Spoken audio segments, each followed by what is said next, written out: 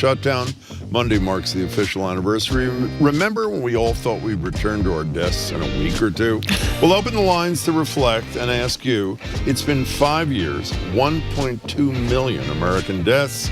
Now the same science-denying administration is back in power. There's bird flu, measles knocking on our door. Are we ready for what's to come, and have we ever really recovered or learned anything? I'm Marjorie Egan, then it's Live Music Friday. We'll hear from the Conifer Quartet, part of the musician-led cooperative Pro Arte Chamber Music, ahead of this weekend's show. And later in the show, environmental expert Gina McCarthy, Alan Solomont on Israel and Hamas, and Marty Baron, Pulitzer Prize winner, ex-editor of the Washington Post and Boston Globe, for this week's media analysis. Boston Public Radio, 89.7 GBH, live from the Boston Public Library. Live from NPR News in Washington, I'm Corva Coleman. Ukrainian President Volodymyr Zelensky prepares to go to Saudi Arabia next week. He'll meet with the Trump administration. President Trump has suspended U.S. military aid and intelligence sharing with Ukraine. NPR's Joanna Kakissis reports Trump is pressuring Ukraine to take a peace deal with Russian officials who invaded their country. Writing on social media, Zelensky said he will meet with Crown Prince Mohammed bin Salman in Riyadh on Monday. Then his team will stay in Saudi Arabia to talk with Trump administration delegates later in the week about a framework for ending Russia's war on Ukraine. It's the first meeting between the U.S. and Ukraine since President Trump and Vice President J.D. Vance publicly berated Zelensky in the Oval Office on February 28th. Since the incident, Zelensky's popularity at home has increased by more than 11 percentage points. A new public opinion poll shows that 68% of Ukrainians trust him as a leader. Joanna Kakissis, NPR News, Kyiv. Meanwhile, writing online, President Trump says he is considering putting tariffs on Russia because Russia is pounding Ukraine on the battlefield right now. The Labor Department has released its latest monthly report on jobs. It says U.S. employers created 151,000 new jobs last month. Kevin Hassett leads the White House National Economic Council. He told CNN that the unemployment rate remains steady. I think it's a fantastic report. It's showing exactly what President Trump intends to do. He intends to reduce government spending, to get rid of wasteful government jobs, and to create manufacturing jobs. And that's what you see. Economists say data that includes the mass firings of tens of thousands of federal workers is not reflected in today's report. They expect to see it in coming employment reports. Today is the 60th anniversary of the Bloody Sunday March in Selma, Alabama. That sparked the passage of the Federal Voting Rights Act of 1965. Voting rights advocates are calling on Congress to bring back key parts of the landmark federal law. NPR's Hansi Lo Wang says it's been dismantled by the U.S. Supreme Court. Police bludgeoned civil rights icon John Lewis and other peaceful protesters on the Edmund Pettus Bridge 60 years ago today. It galvanized the push to pass legal protections against racial discrimination facing black eligible voters across the South and other parts of the country, says Danielle Lang of the Campaign Legal Center. We, quite frankly, just did not have a real democracy before the passage of the 1965 Voting Rights Act. This week, House Democrats reintroduced a bill to restore a key part of that law that the Supreme Court ruled was out of date in 2013. Representative Terry Sewell of Alabama says that led to more restrictive state voting laws. And John Lewis didn't get beaten on that bridge just so that we could sit here and watch extremists erect new barriers to the ballot box. The bill is unlikely to become law in this Republican-controlled Congress. Hansi Lo Wang, NPR News. This is NPR. Good morning with the latest from the GBH Newsroom. I'm Henry Santoro. If you're driving on the eastbound side of the Mass Turnpike in Boston, hang in there. Getting to your destination still may take a little longer than expected. Hopefully you're not trying to rush to Logan Airport to catch a flight. A tractor-trailer rolled over at mile marker 131 just after the Alston-Brighton exit around 5 this morning, spilling large amounts of fuel onto the roadway. Police had to shut down all lanes for a while, and they eventually opened up one. Police say the truck has been removed from the scene, but the cleanup continues, and the incident is now under investigation. No injuries were reported. The Trump administration's crackdown on diversity, equity, and inclusion work has reached Woods Hole. The community's 6 major science institutes are ending a collaborative program called PEP that brings students from underrepresented groups to labs in the village each summer. Program director Angela Scott Price says that she was surprised by the decision and urged community members to join a meeting to discuss the next steps. maybe PEP, the name and the program as we know it, is not the same, but how do we build on what we've already done? That meeting will be held on March 14th from 5 to 6:30 at 16 Church Street in Falmouth. A spokesperson for the Woods Hole Oceanographic Institution, the largest member of the program, says it's committed to exploring ways to provide similar educational opportunities in the future. In sports, exhibition baseball, Red Sox play the Miami Marlins today. We are at 39 chilly degrees in Boston. This is GBH News. Support for NPR comes from NPR stations. Other contributors include Raymond James, a firm focused on transforming lives, businesses, and communities through tailored wealth management, banking, and capital markets solutions. Disclosures at raymondjames.com.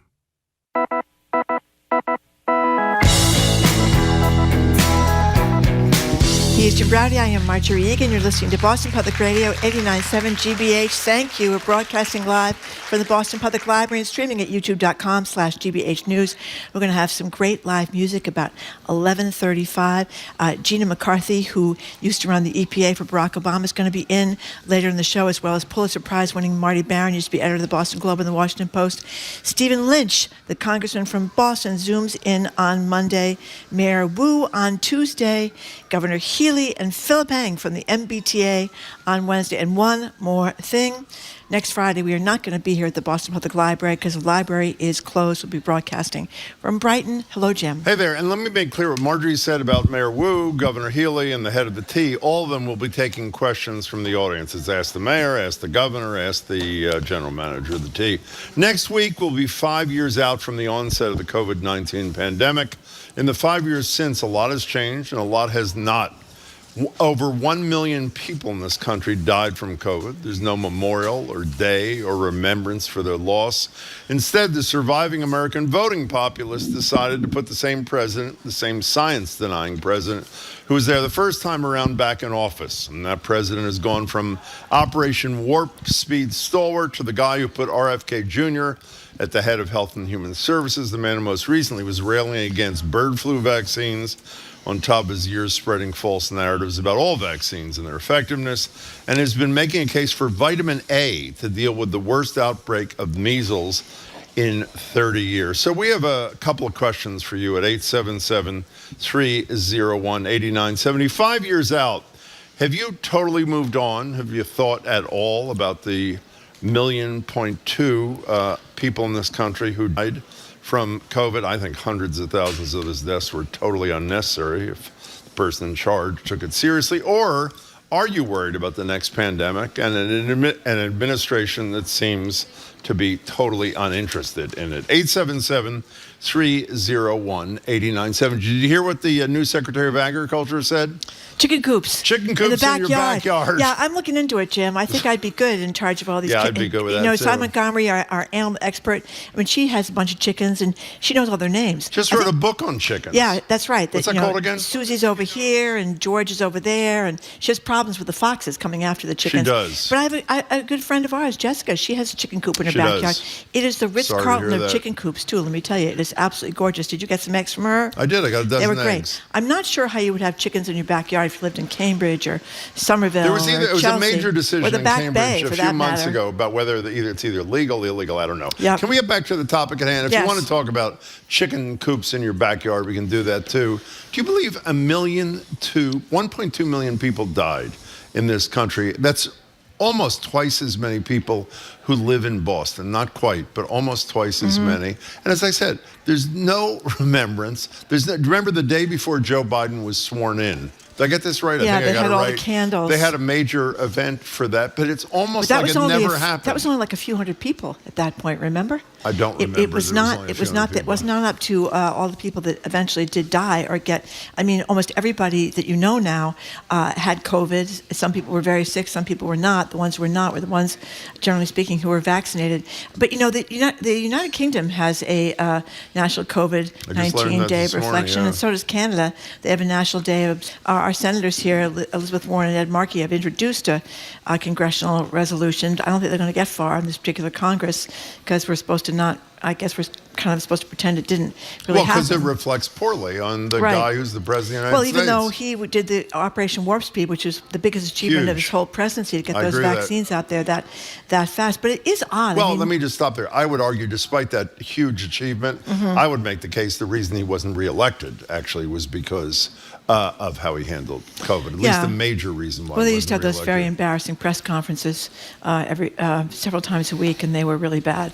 Those were the ivermectin and bleach press conferences. I remember very well. Those? Yeah, I do. But anyway, it's when you think about it, it's more than people. It's 1.2 million is more than everyone who's died in wars in the United States. No, it's huge. America. It's insane. So it is odd that we just. By the way, we don't talk about it here either. We talked a lot about it even after the worst of it was over, but we've dropped the topic, and it's how disrespectful is that to the families and people who loved the 1.2 million people whose lives were taken. Well, most, I would argue, unnecessarily. It's people who aren't crazy about RFK Jr.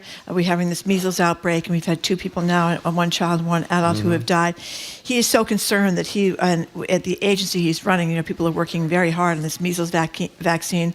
Not the measles vaccine, the measles outbreak. He sent all these selfies of him afternoon mountaineering above Coachella Valley. That is in California. The measles outbreak is in Texas. He has not been to Texas. Real sense of urgency. As far as I know. And it really ticked off people in his department because they are really working hard to track and contain this disease. And he's not exactly been forceful in his recommendations that everybody should go out and get the vaccine.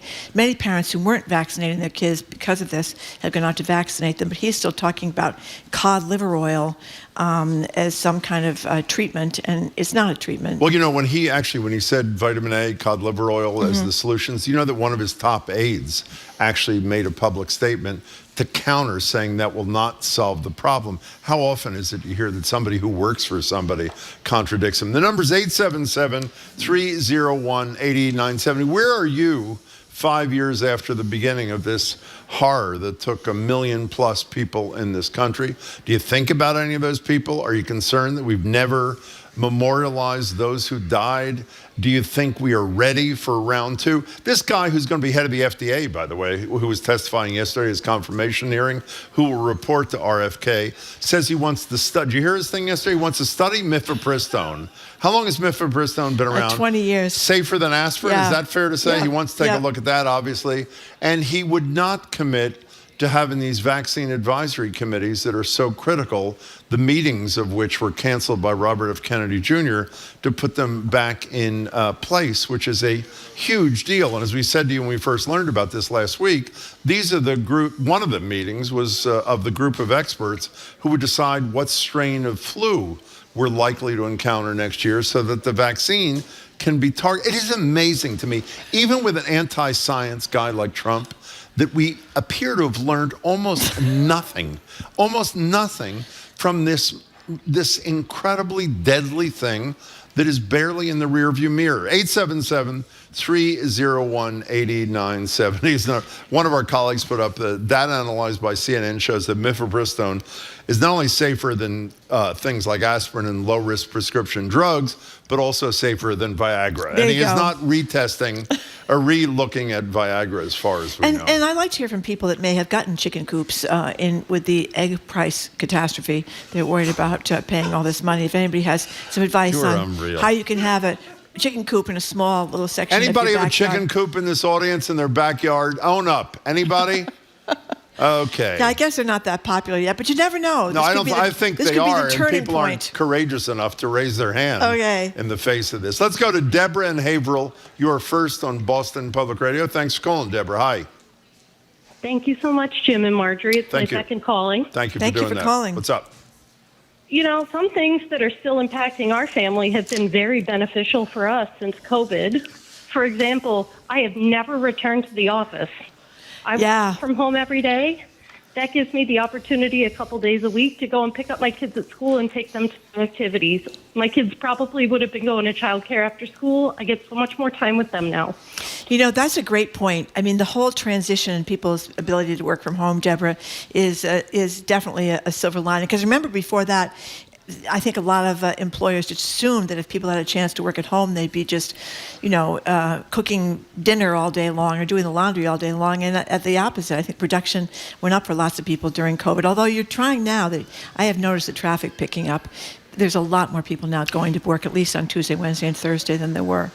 Deborah, don't go away. So even though obviously there were some positive things for some people like you, for example, and by the fact we do many more remote interviews because it never even occurred to us that that would be okay or acceptable in the past. Do you think about the things that were not beneficial that came from this horror and how poorly it was dealt with until the vaccine deal by the then and now president? My biggest beef at the time was the closing of schools, preschools, and daycare centers. That has had a lasting impact on children. It was very, very difficult for parents who were told to work from home, but also needed to take care of their children at home at the same time. It was nearly impossible. Deborah, it was really heartening, and thanks for the call. We had, and we're going to have him regularly now, Ashish Jha, who was the key COVID guy for President Biden, is now back as Dean of the School of Public Health at Brown. I don't know about you. I was really struck by his willingness to admit mistakes that had been made. Oh, he said that by was well-meaning people, including the school thing. He said that was one of our biggest mistakes, that we kept the schools closed too long. In other states that went back to school, they did not see this big rise in COVID that people feared. I mean, there were states, Florida, Ron DeSantis pains me to say I'm not a big fan of his, but he shoved everybody back into the classroom a lot quicker. And it turns out he was right about that. We were wrong, but at the same time, it was moving so quickly. There was so much we didn't know about COVID.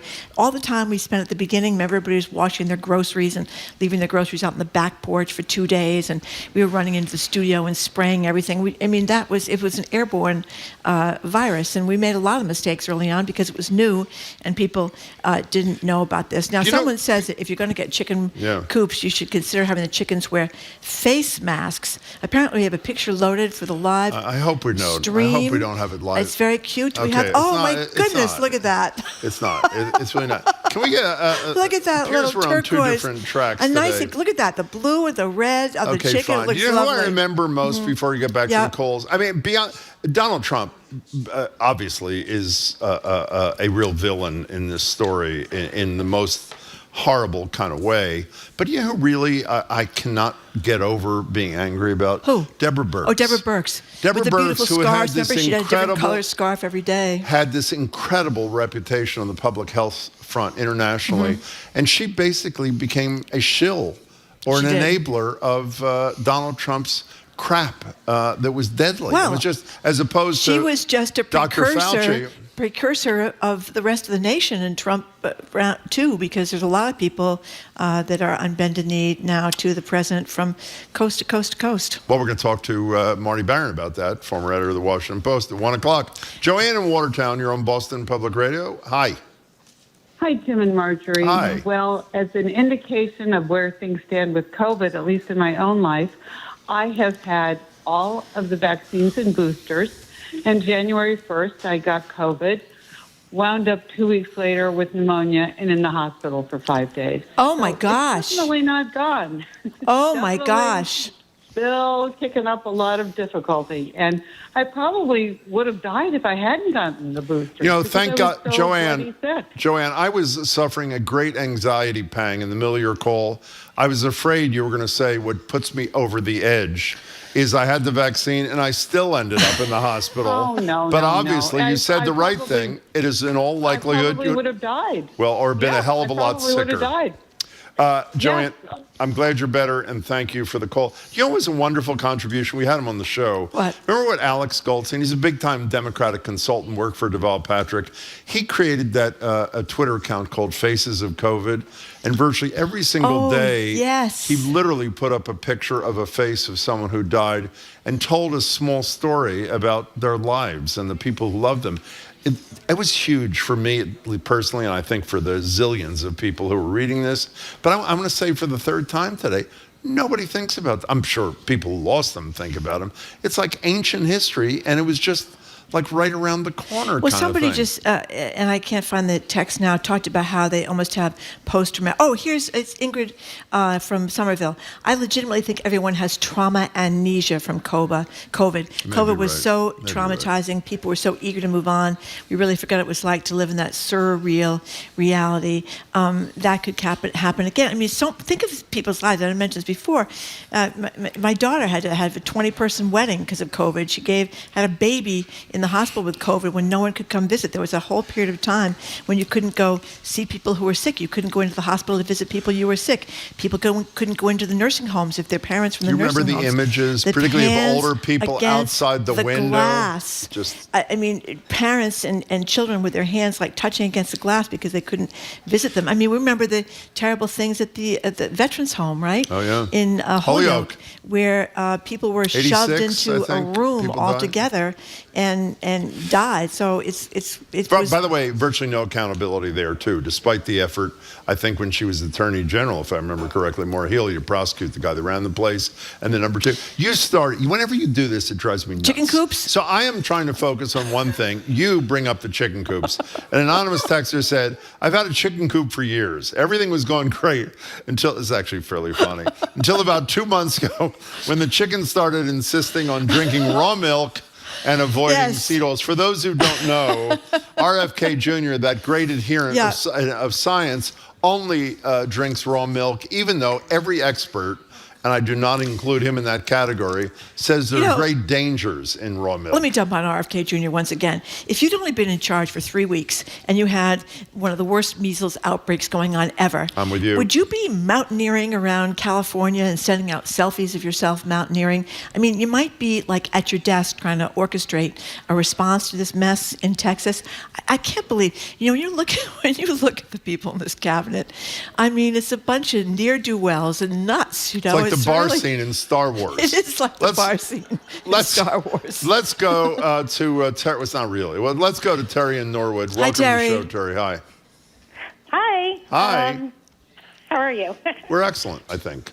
Hi. So, I'm Marjorie. I know you've been going on about chicken coops. Chicken coops. Yes, I have. So, I have a chicken coop. I've been doing it for about 7 years now. I also used to drink raw milk, so I guess I'm a little outside of the parameters of normal people. But I'm just going to tell you that having a chicken coop is expensive. Yeah. And chickens can sometimes be a real pain in the butt. They can. So I kind of discourage people from having backyard chickens. Tell me this. Can you tell the difference between the eggs when you eat them taste-wise? Oh, yes. Yeah. How so? Absolutely. How so? If you can find someone who has eggs, I sell them to my neighbors. I give them away to my neighbors. I went to visit my brother in Arizona. Yep. Like Trader Joe's, I wouldn't eat them. I'm a very big snob about them now. Really? Okay, so is it just that it tastes more fresh, or what's the deal? They are, because chickens are supposed to be eating bugs, which they don't do when they are factory raised. Their egg yolks are extremely yellow and full of flavor and actually more nutritious for you than ones you get. Well, that may be true. Oh, Terry, good. thanks I for thought calling. You were going to say the yolks were full of little bug legs, and that would Can I have tell been you a turn something? off. Our friend, you mentioned Jessica before, Jessica. who has the misfortune to have a chicken coop in her backyard. It's a great chicken coop. That her husband built. It is the most gorgeous chicken coop you've ever seen. She gave me a dozen eggs. Multi-stories, and you know what I did? A little spa. She said the same little thing that hot tub. Terry said, that they taste different. Yeah. I lied to Jessica. They don't taste. They don't? They don't taste. Maybe you waited too long to eat them. I you ate should them, have eaten them right away. I ate them the next day. Yeah, and as we said, Sam Montgomery has I think she can name them all. She can differentiate among the chickens. What's the name of the book again? The chickens. What the Chicken Knows. And Fabulous the little chickens can differentiate among human beings, Jim. They'll be able to tell Did you explain? Cy from her next door neighbor and Cy from her husband. Okay. Nobody cares. They know their voices. Let me ask They're you very this. smart. Did you explain why you even brought up the Secretary of Agriculture bringing up raised chickens in your backyard? I Explain didn't, the insanity of this whole thing, even if you're pro-chicken coop. I couldn't believe Explain it. this. Well, because eggs are very expensive, and sometimes you go to the supermarket, you can't even find any eggs. So that's the solution was to have a chicken coop in your backyard. You know, they used to say, who said chicken in every pot? Was that FDR? Chicken in every pot? One president said it. I think it was during the Depression. Mm-hmm. But instead of that, she said a chicken coop in every yard. Yeah. And by the way, it has a certain ring to it. What she would say, if pork prices go up, you should put a pig in your backyard too. It's just, it is really incredible. Sai says you don't want to put a pig in your backyard because pigs are as smart as dogs. Okay, in some can I cases, return to the topic that you don't want to talk about? If you lost somebody in COVID, if you're one of the families of the 1.2 million people, and I mean, we rail against RFK Jr. because he has this vicious anti-science, know-nothing, even though he lied to Congress and lied to the critical vote, Dr. Cassidy. Everyone's lying now, They're Jim. from Louisiana. How would you feel if you lost someone to COVID and you have a guy who is now the head of Health and Human Services, who, I mean, please don't call and say this is untrue, who doesn't believe in vaccines. Occasionally he will say when he has to in front of Congress or briefly the other day about measles, but it's back to vitamin A, cod liver oil, and all this other unproven crap. I think he has some issues. How many of us would have found a dead bear cub on the side of the road and driven it to New York City and left it in Central Park attached to a bicycle and thought that was funny? Or how many of us would have been having multiple affairs with multiple women and labeling them 1 to 10 and talking about their sexual exploits when they were married multiple times? The tragedy he's gone through in his life. And I'm not even talking about his father. I'm talking about one of his wives. I know that. I mean, and he's a sexual predator. Died by suicide, Caroline for those who don't know. Yeah, I think that he's a disturbed person, and I don't think he's in a situation to be in charge of the health of Americans. We have to take a break in a second, but can I get back to this memorial thing or some... we talk every day with different guests. I don't know if we have a guest to talk to about it today, about how feckless the Democrats' response has been here. Yep. Why don't the Democrats raise money, since they don't have enough votes in Congress? Why don't they raise money from wealthy, caring Americans and build their own monument, a national monument? Well, obviously would not be national until there's a Democratic Congress or a Democratic president. So there's some commemoration of these lives lost rather than just wearing pink outfits and doing whatever the hell they did on Tuesday night. Well, you read the front page of the Globe today about the NIH funding that we're not going to get here. I think we're going to have to be raising money for lots of things. In violation of court orders. In violation of court orders. I mean, for cancer cures and basic research and people's jobs. I mean, we're kind of going down the tubes here, Jim. I think that's kind of the problem. We have to take a break. We have to take a break. We are talking about why 5 years out from COVID, the anniversary, I believe, is Monday, is it not? We do not have, after 1.2 million deaths in the United States of America, any kind of memorial or a set-aside time to commemorate the lives lost and all the people that were sick and all the people that still have COVID, the so-called long COVID. You're listening to Boston Public Radio, 89.7 GBH, live from the Boston Public Library and streaming at youtube.com/GBH News.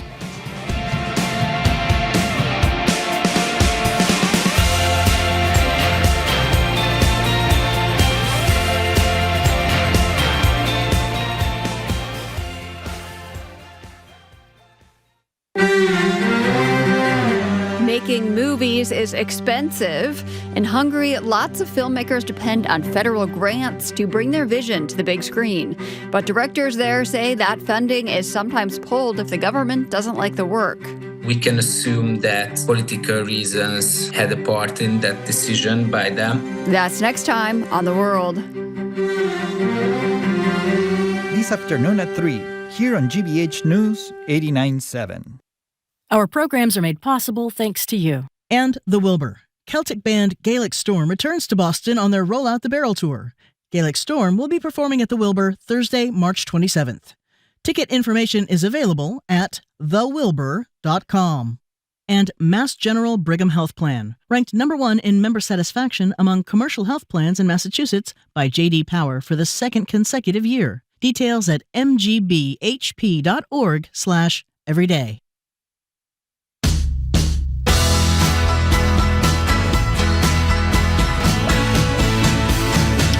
Welcome back to Boston Public Radio. Marge Regan and Jim Browdy, thank you all. Live at the library, streaming at youtube.com/GBH News. We're about 10 minutes away from really, really beautiful music. We heard them rehearsing earlier this morning. A little bit later in the show, former EPA commissioner under Clinton. She also worked with Biden. Gina McCarthy, Pulitzer Prize-winning editor of the Washington Post and the Globe, Marty Baron. Tuesday, Ask the Mayor with Michelle Wu for an hour. Wednesday, ask the governor and ask the GM of the T separately. Governor Healy and Phil Lang will be here. And reminder, next Friday, we're not at the library. It's closed for some training or some such thing. If you're just joining us, we're reflecting on 5 years since, well, Marjorie's not reflecting on it, but I'm reflecting on 5 years since the pandemic. Marjorie's talking about chicken coops. Don't ask, just listen. Someone suggests you could put your Tesla up on blocks and turn That's it into a chicken coop. I like that suggestion. By the way, I can't tell you how many people are telling me I should just sell the thing. And I'd probably say that to somebody like me who owned it, who is complaining about Musk all the time too. So why don't I do it? He was very good about making those cars. David. Gave that good. for him. David and Taunton, welcome to the show. Hi.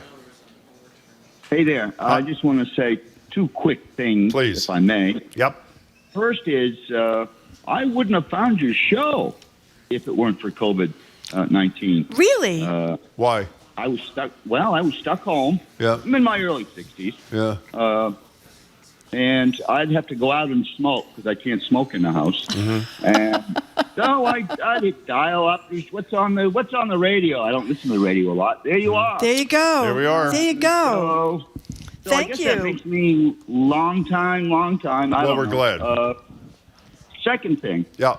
I was down in Hyannisport. I've been to Cape Cod a few times from the North Shore. You don't go down to the Cape when you're from up in Gloucester way a lot. Right. Mm-hmm. But I went to Hyannisport for the first time this past weekend with my girlfriend, looking at a place that we rented for the summer for a week across from the Kennedy compound. Mm-hmm. Very nice beach there. I look across.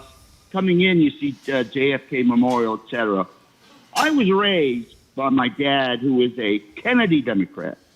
I was 2 years old in 1963, but I remember a lot of those times as a kid. And looking across to the compound, I was kind of, there it is. And I just got a stinking feeling that what times we're in where the last remaining involved Kennedy is a nut job, you know? Well, he's a dangerous nut job. His dad and his uncle must be turning in their grave at this crap. Well, you know, Dave, not only are you saying that, but his cousin, Caroline Kennedy, And said it beautifully. His siblings. And his siblings, true. Calling him a predator, talking about what a danger is, how he exploited, as you suggested, the memories of her father, John F. Kennedy, his father, Robert F. Kennedy. Dave, that's a good story, and thank you for sharing your feelings there when you were in Hyannisport. We appreciate it. 877-301-8970. Here's a text. Trump is a clown, but what exactly do you think he had done during COVID that would have saved lives? I'll tell you one thing he could have done is not made fun of masks.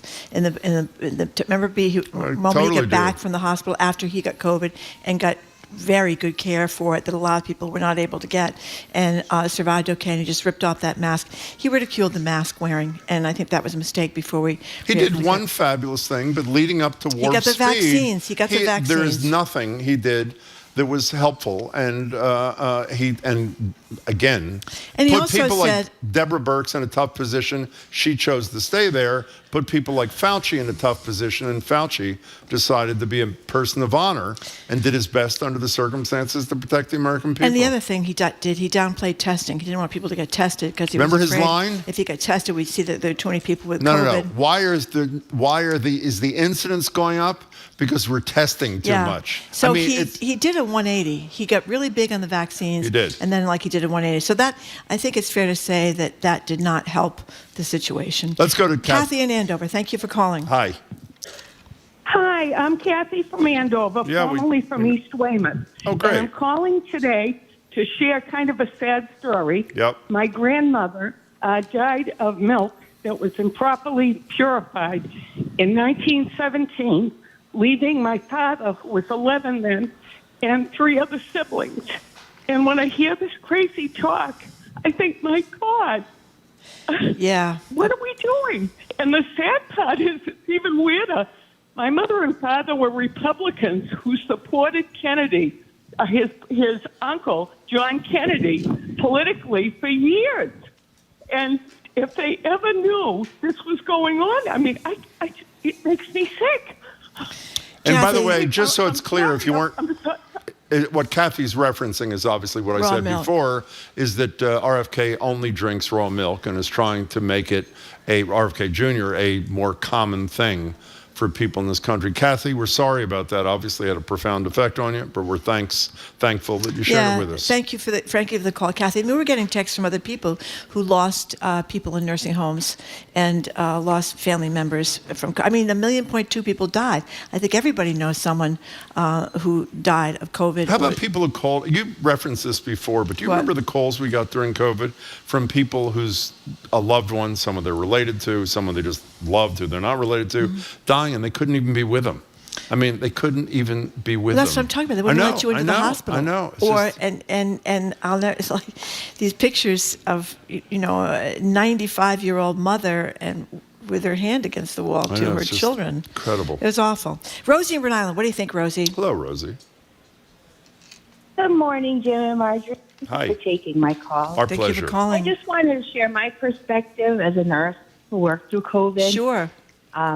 It was really disheartening to see how some of the public reacted in terms of downplaying it, poo-pooing it, not wanting to wear a mask when I was in the room, with a patient and the family member who was allowed to be there in the occasional instance. And I hope that with RFK coming into the picture, we're not going to go back to something of that nature. Rosie, I think we have gone back. I remember when New York was before us with COVID, and you see these pictures of the shift change at the hospital, and people would be in their scrubs, and people would line the streets with pots and pans, clapping and applauding for people like you that risked your lives to take care of people with COVID. We used to commend, remember the people that were cashiers at the grocery stores and people that were cashiers at CVS, all the people that put their lives on the line. So I commend you, Rosie, for what you did. Rosie, thank you for that. Thank you for your kindness. I'm really starting to think that perhaps the only person Trump ever hired who was qualified to do their job was Stormy Daniels. Bet you've never used that line before, Rosie.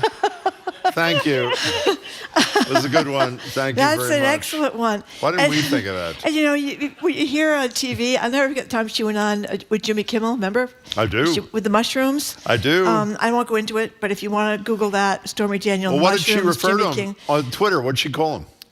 Tiny. Draw your own whatever there. He didn't like that very much. He assured us there was no problem in that area. That's what he told us. Natalie from Gloucester. Hi, Natalie.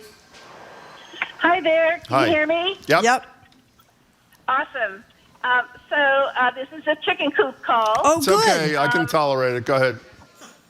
Yeah. Well, Jim, you've been putting down us chicken coop people for too long, and it just rubs me the wrong way. I want to love you, but I'm sorry. No, I'd feel how you felt if I were you. Go ahead.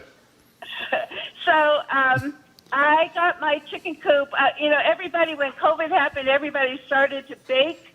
They learned how to make sourdough bread. So I made 2 beautiful challahs, and then I realized, oh my God, I have to eat these now. Like, who's going to eat them? Because we were all shut up. And I realized that wasn't going to be a great thing. So I went to the supermarket at one point, and there weren't any eggs back then. And I said, I'll just get chickens. And I've had them since, and I love them. And contrary to what the earlier caller said, they're not expensive. I think I spend about $25 a month on feed for them. And it's about 10 minutes in the morning, 10 minutes in the afternoon, and every so often I have to spend a little more time cleaning things out. But and I love my chickens. They're all named Karen. I love it. I love it. Yeah. And I guess it's one of those de gustibus non disputandum est things where in matters of taste there's to be no disputing, but I noticed a remarkable difference in the taste of my eggs. They're rich and robust tasting as opposed to the boring eggs that you get in the supermarket.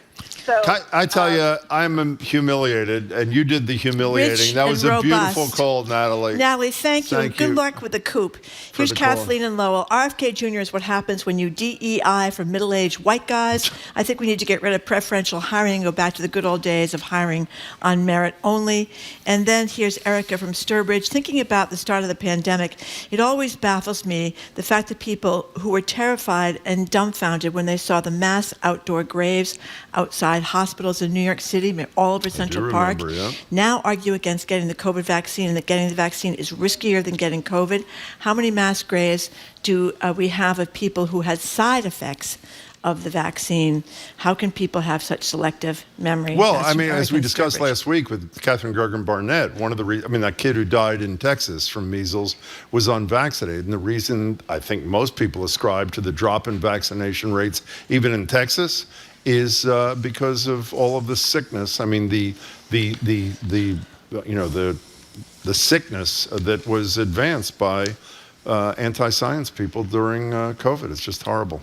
Okay, and I think it hurt our belief in other vaccines, obviously, like measles, and that's why we're having this terrible outbreak in Texas right now. Anyway, we are moving on. We're going to have some beautiful music, some gorgeous chamber music from the Conifer Quartet. Time for Live Music Friday. In just a second, you're listening to Boston Public Radio, 89.7 GBH, live from the Boston Public Library, and streaming at youtube.com/GBH News.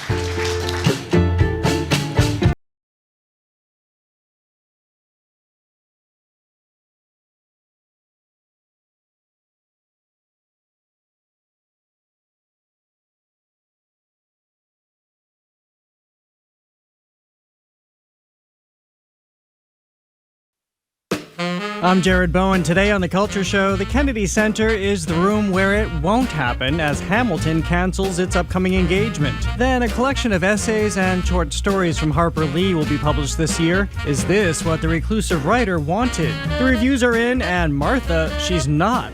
Meghan Markle's new lifestyle show is a royal flop. We take on that and more on The Culture Show's Week in Review today at 2 on 89.7 GBH. Support for GBH comes from you. And Bridgewater State University, helping create jobs for Massachusetts. BSU's skilled graduates are recruited by today's industry leaders, elevating business in Boston and beyond. bridgew.edu/elevate. And Dover Rug and Home, rugs and carpeting for today's lifestyle with in-home rug trial and design consultation. Dover Rug in Natick, Boston, Burlington, and online at doverrug.com. Dover Rug, rugs and the people who know them.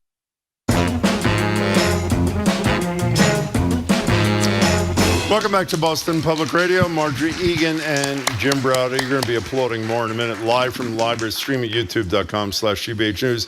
It is time for Live Music Friday, care of the Pro Arte Chamber Orchestra. It's a nearly one-of-a-kind arts organization owned and operated exclusively by the musicians who perform. They'll explain more in a minute. And within that larger Pro Arte umbrella is the Conifer Quartet. We'll hear from them in a second. They're here ahead of a show at 3 p.m. this Sunday at Newton's Allen Center, another on Monday at Congregation Beth El, that's in Sudbury. For information on any of these shows, visit their website, proarte.org, proarte.org. In a moment, we're going to speak to two of the players, Ann Black and Lisa Goddard. But for now, the Conifer Quartet. Welcome.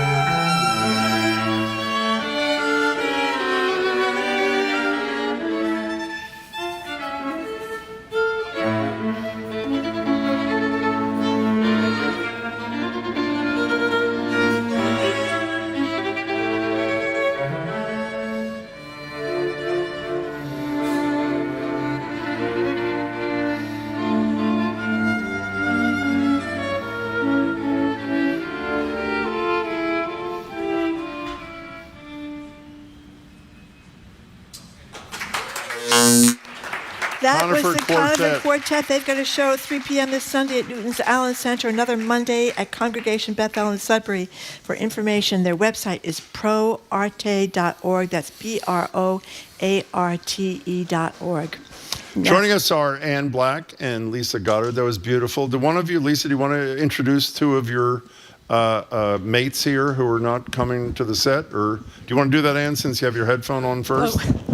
Okay, I'll do it. No, I can't do it. We're getting there. Do you want to introduce, we need another set of headphones here. Do you want to introduce your two fellow players? Sure. We have Colin Davis. He's principal second violin of the Pro Arte Orchestra. Colin. And Steve Lavin, who's principal cello. It was beautiful. That was Mozart?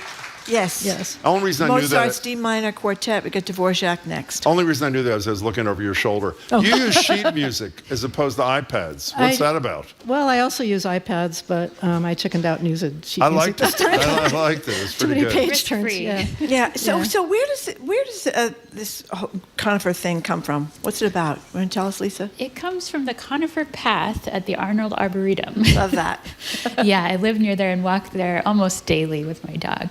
Because it's just beautiful. It's beautiful, Okay. and our instruments are made of wood.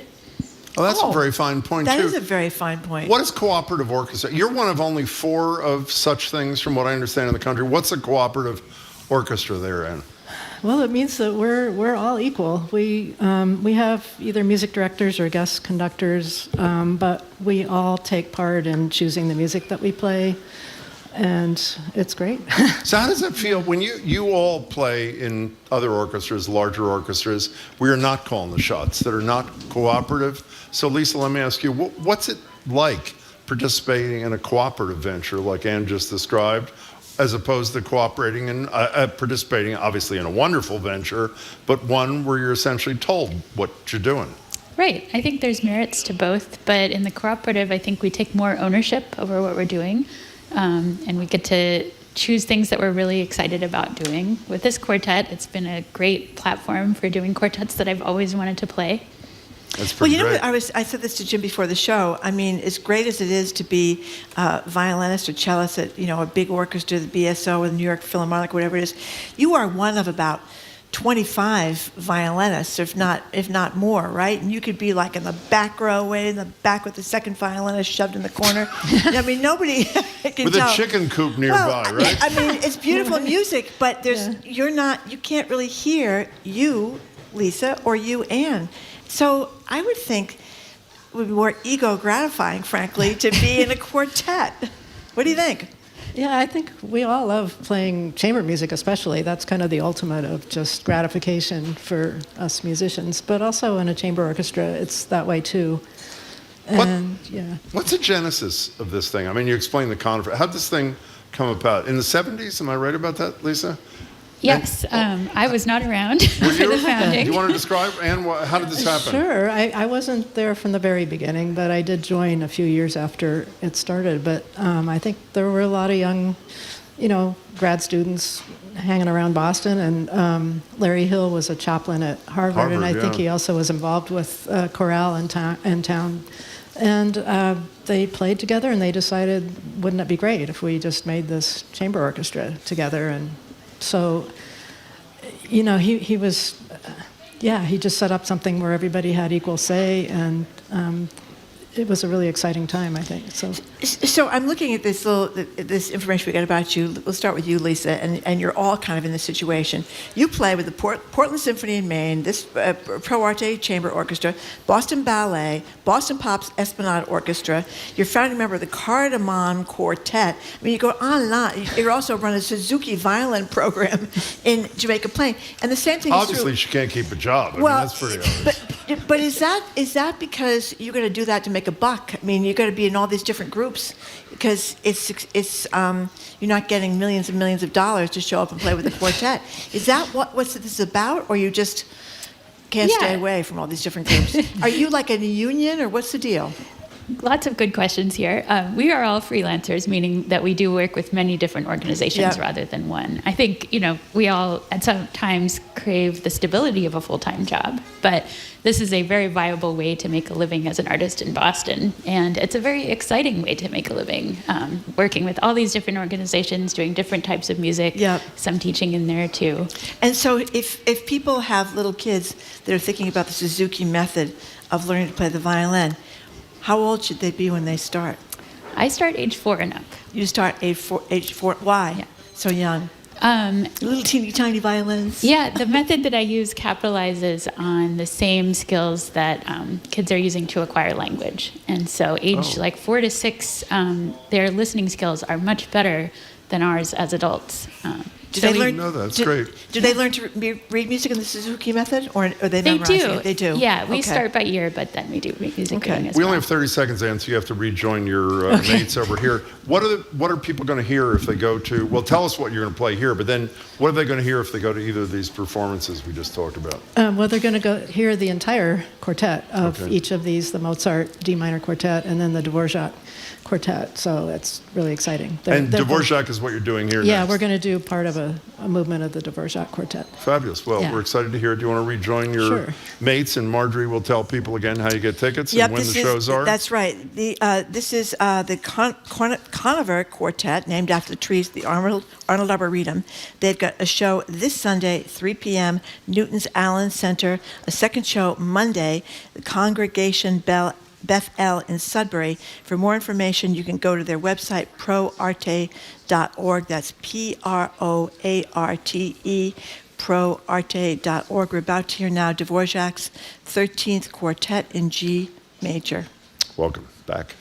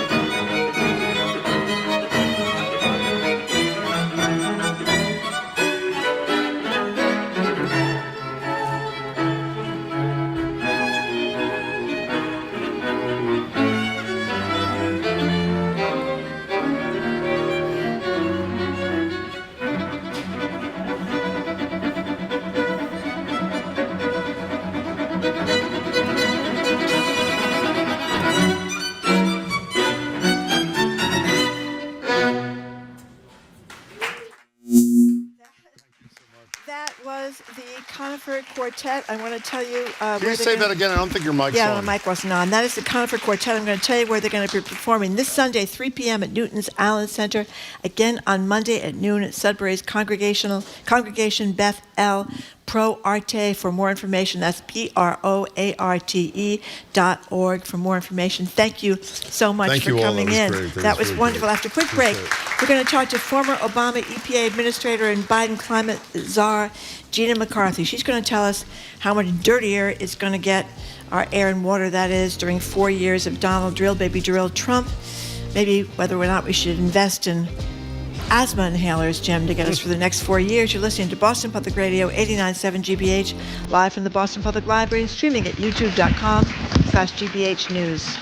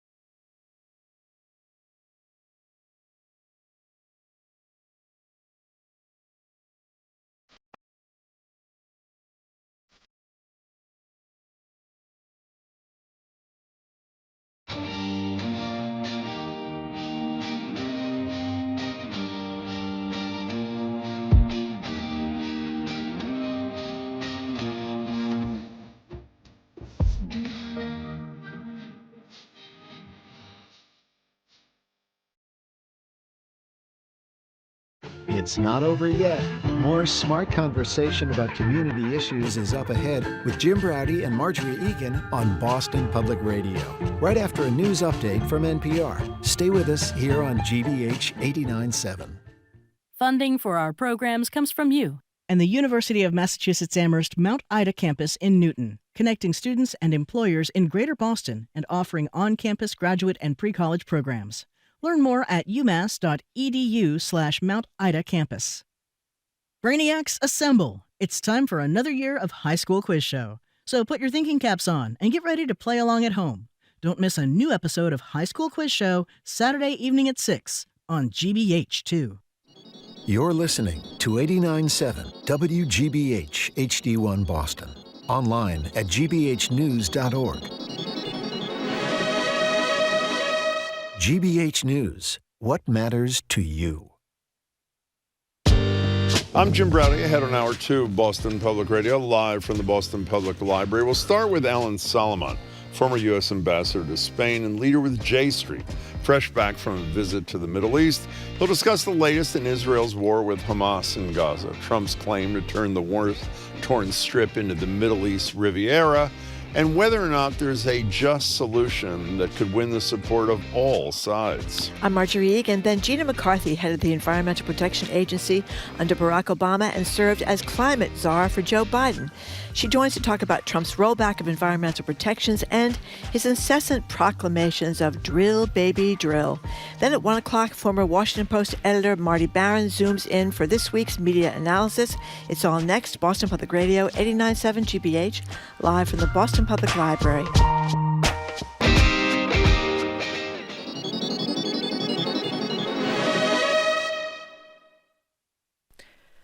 Live from NPR News in Washington, I'm Lakshmi Singh. President Trump is due to speak from the Oval Office shortly, hours after the Labor Department reported 151,000 jobs were added to payrolls last month. The gains fell short of expectations but are still considered strong. The unemployment rate slightly rose to 4.1%. However, the report is based on surveys conducted 3 weeks ago and reflects only a fraction of the layoffs in the federal government and the private sector. Treasury Secretary Scott Bessent says there's going to be a detox period as the Trump administration increasingly moves the U.S. economy from public to private spending. We are trying to transition from public to private. And I talked about we are going to have safe and sound regulation to get our banking system going again. So the banks should be generating loans to private companies. Employment should be from private companies, not from government. Secretary Bessent this morning on CNBC. In meetings with his visiting British counterpart, Defense Secretary Pete Hegseth said U.S. aid and intelligence sharing with Ukraine is merely on pause for now. British officials have been lobbying the U.S. to restart those. NPR's Lauren Frere has more from London. With U.S. aid and intelligence sharing with Ukraine on pause, the U.K. is stepping up its own efforts. It's announced a deal to send Ukraine more advanced attack drones. It's also frozen Russian assets inside the U.K. And Ukraine says it's received a first tranche of about $1 billion secured by the proceeds of those Russian assets. The U.K. has boosted British defense spending and encouraged other European countries to do the same. And the government here says about 20 countries are interested in joining a, quote, coalition of the willing for Ukraine led by the UK. Lauren Fryer, NPR News, London. The Trump administration is reopening a massive immigration detention center in South Texas. It's one of the largest detention centers in the United States, with room for up to 2,400 parents and children. NPR's Jasmine Garsd has details. Private prison contractor Core Civic Incorporated has reached an agreement with the U.S. government to reactivate the detention center. According to the company, annual revenue is expected to be $180 million. The practice of detaining parents and children was ended by the Biden administration. A court order bars the government from separating migrant families. Border Czar Tom Homan has indicated they will start detaining and deporting them together instead. Advocates have denounced the move as inhumane. The announcement comes just days after President Trump reiterated his promise to conduct the largest mass deportation campaign in American history. Jasmine Garsd, NPR News, New York. The Nasdaq is down more than 1% at last check. This is NPR News. Good afternoon from the GBH Radio Newsroom. I'm Henry Santoro. More than 100 pro-Palestine protesters rallied on a mile-long march through wind and rain to protest a speech by former Israeli Prime Minister Naftali Bennett at Harvard Business School. Harvard Out of Occupied Palestine, or HOOP, called for an emergency rally via Instagram. Yesterday's rally had the largest turnout to a pro-Palestine protest at Harvard since hundreds of people walked out of the school's commencement ceremony last May. Also drew a significant police response, and Harvard erected metal fences to block protesters from entering the business school campus. Bennett spoke at an event hosted by the Harvard Israel Business Club. Legal experts are downplaying the prospect of a federal prosecution of Boston Mayor Michelle Wu over Boston's sanctuary policies and her appearance on Capitol Hill this week. Ragnani Shah is a professor at Suffolk University Law. She tells GBH News there's no clear basis to make a criminal referral. Congress is not supposed to be telling states and localities what to do. I do think the mayors used this hearing as an opportunity to educate members of the public, even if they weren't able to educate members of Congress, about what's going on in their cities. Shah says the mayor was effective in communicating that Boston police do cooperate with federal immigration authorities in criminal cases or when presented with a warrant. Exhibition baseball, Red Sox play the Miami Marlins, and they start about an hour from now. We are at 35 degrees in Boston. This is GBH News. Support for NPR comes from NPR stations. Other contributors include Drexel University, whose model of experiential education allows students to choose their own path and explore the world, enabling them to discover their perfect career. More at drexel.edu.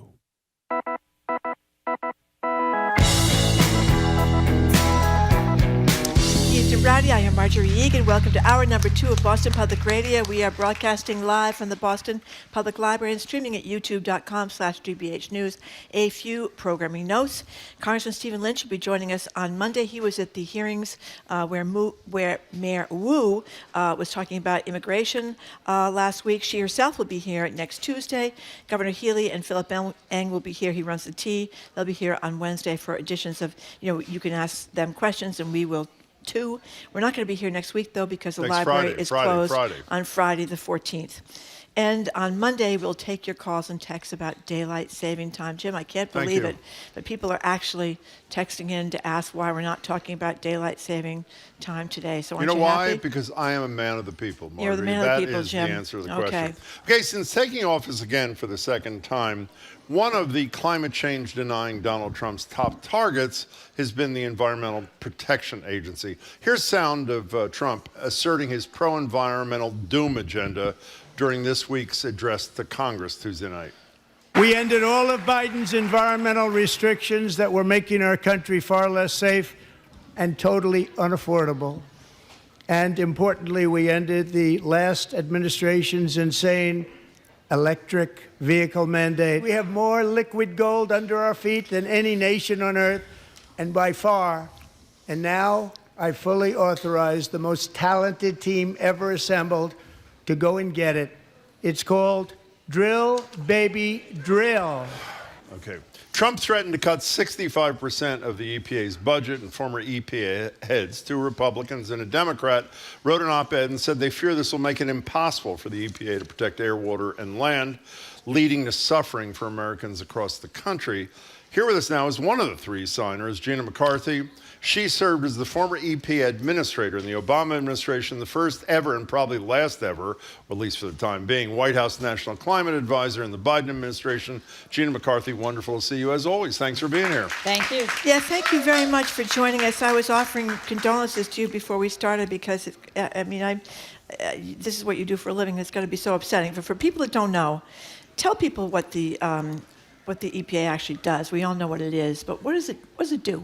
Well, that's the reason why we did the op-ed, because I don't think people know what we do. And basically, we don't write laws at EPA. We implement laws. And it's about protecting our health and safety and well-being. And so it's really an incredible agency filled with thousands of really great scientists, technical people, policy analysts. I mean, we do work that simply is all about ensuring that our water is safe to drink, our air is safe to breathe, and that people have an opportunity to grow in this country and know that we're doing the best we can to protect them. Give us some examples on both the national level, and I know you fund a ton of stuff locally. Give us some examples of both, Gina McCarthy, if you would. Of both, of like national toxic work, don't you do and local clean up work, toxic waste, clean up, that kind of thing. Well, you know, one of the things we did in this article was simply to say that I don't think a lot of people recognize that. For example, when they had the Maui fire, everybody thinks that it was FEMA that did all the work. It was EPA that did the cleanup work, because when you have a fire like this, you need to make sure that the toxic stuff left behind is handled well. When you see basically trains derail, huge smoke coming in, it's EPA that runs towards that. That was East Palestine, Ohio, and take right? care of it. So the work we do is about making sure that we're doing rules and regulations that lower air pollution as much as humanly possible, right? From our cars, from our industries, but do it in a way that also ensures that the costs are effective. EPA doesn't just demand cost. We demand action, and we do it in the least cost way possible. But if you don't do the cost, what you realize is that in our world today, 8 million people die just because of air pollution. And the cost of that is in the multi-trillions. So I get excited about this. EPA is a great agency. I'm distraught that they're thinking about tearing it apart. They already are, both here and in our regions, like right here in Boston. Yep. The regional office is seeing layoffs happening. And their inability to recognize that climate change is a real thing, that's apparently a hoax. Well, you know, so do you think they believe that? I don't know what Trump thinks, but I mean, Zeldin, the guy that's supposed to run the EPA, he had said during his confirmation hearings that he believed that climate change is real and human caused. I believe he said as well. But so do the rest? He just doesn't want to do. Doesn't want to do anything about it. So do the rest of these people just lying? They have to know that this is a real deal. I don't know what they know. I Yeah. don't know. I can only make my judgments based on their actions. And Lee Zeldin, who's now the administrator of EPA, may be a very nice guy, but he put out his 5 principles that he's going to live by. The first was clean air, land, and water. That's the good one, right? That's the one that we do. But the second was energy dominance. The third was permit reform, AKA make it easy for industry to do what they want. Number 3 was AI. AI? Why do we care about that? And the 5th was auto jobs. Yeah. So he's not the most thoughtful human being in terms of laying out a strategy that actually is related to the mission of the EPA. You know, I have to challenge you. You said a minute ago he's not really doing anything to effectuate his testimony. I would say he's doing the opposite. Donald Trump said they were going to cut at a cabinet meeting, going to cut 65% of the staff. Apparently, he was corrected by his own people later, 65% of the budget, which I would argue is probably just as horrible. If they do this, if they cut 65% of the staff of the EPA, which, by the way, was created by that noted left-winger Richard Nixon in the 70s, what would be left to the EPA? I think they would have a very tough time struggling to find a path forward. Look, they need scientists. They need people who understand the complexities here. So they've already basically dumped about 200 people simply because they did work on environmental justice.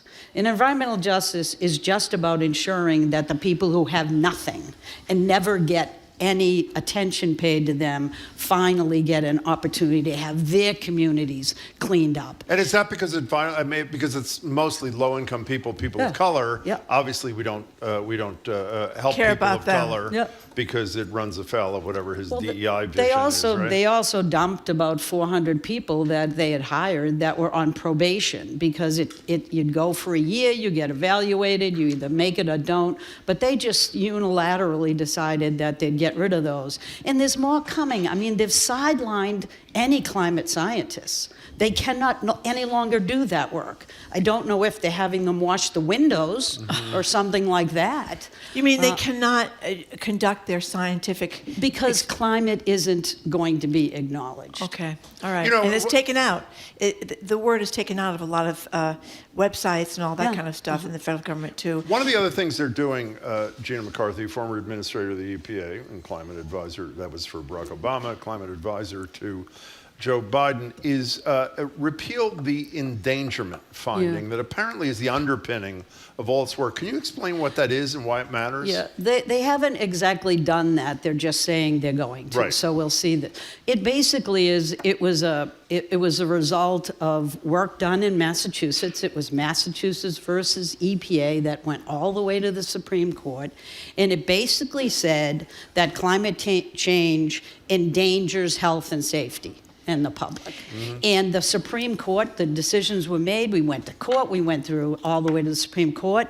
They agreed. And that was the basis for making sure that we could act on climate in any way, shape, or form that was necessary and legitimate for EPA to do. And what would the consequence of its deletion be? We will do nothing on climate, because they will deny that climate actually has the kind of impact on our health and our environment that it actually has. You know, I know you're not a lawyer, but I can't help thinking there must be some really clever, creative lawyers across the country that could come up with something involving young people and their health that could make a difference. I know the Supreme Court has not particularly been kind to the EPA. They just did another thing this week that could limit the EPA's ability to protect water, but you know, there was that Montana thing. That was because Montana was unique in the Constitution, I guess. Jim was explaining that this morning. But what do you think about that? Did you hear that in your travels? People looking at another legal attack on this?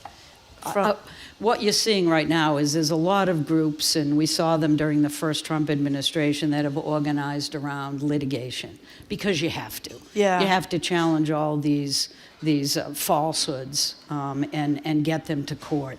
You know, and I also think there's some, I think it's challenging to deal with the Supreme Court given its makeup, but we've seen Barrett stand up. I know. So She's getting a lot of MAGA blowback, apparently. There's a point at which maybe, just maybe, people will stand up, even in the Supreme Court, and do the right thing here.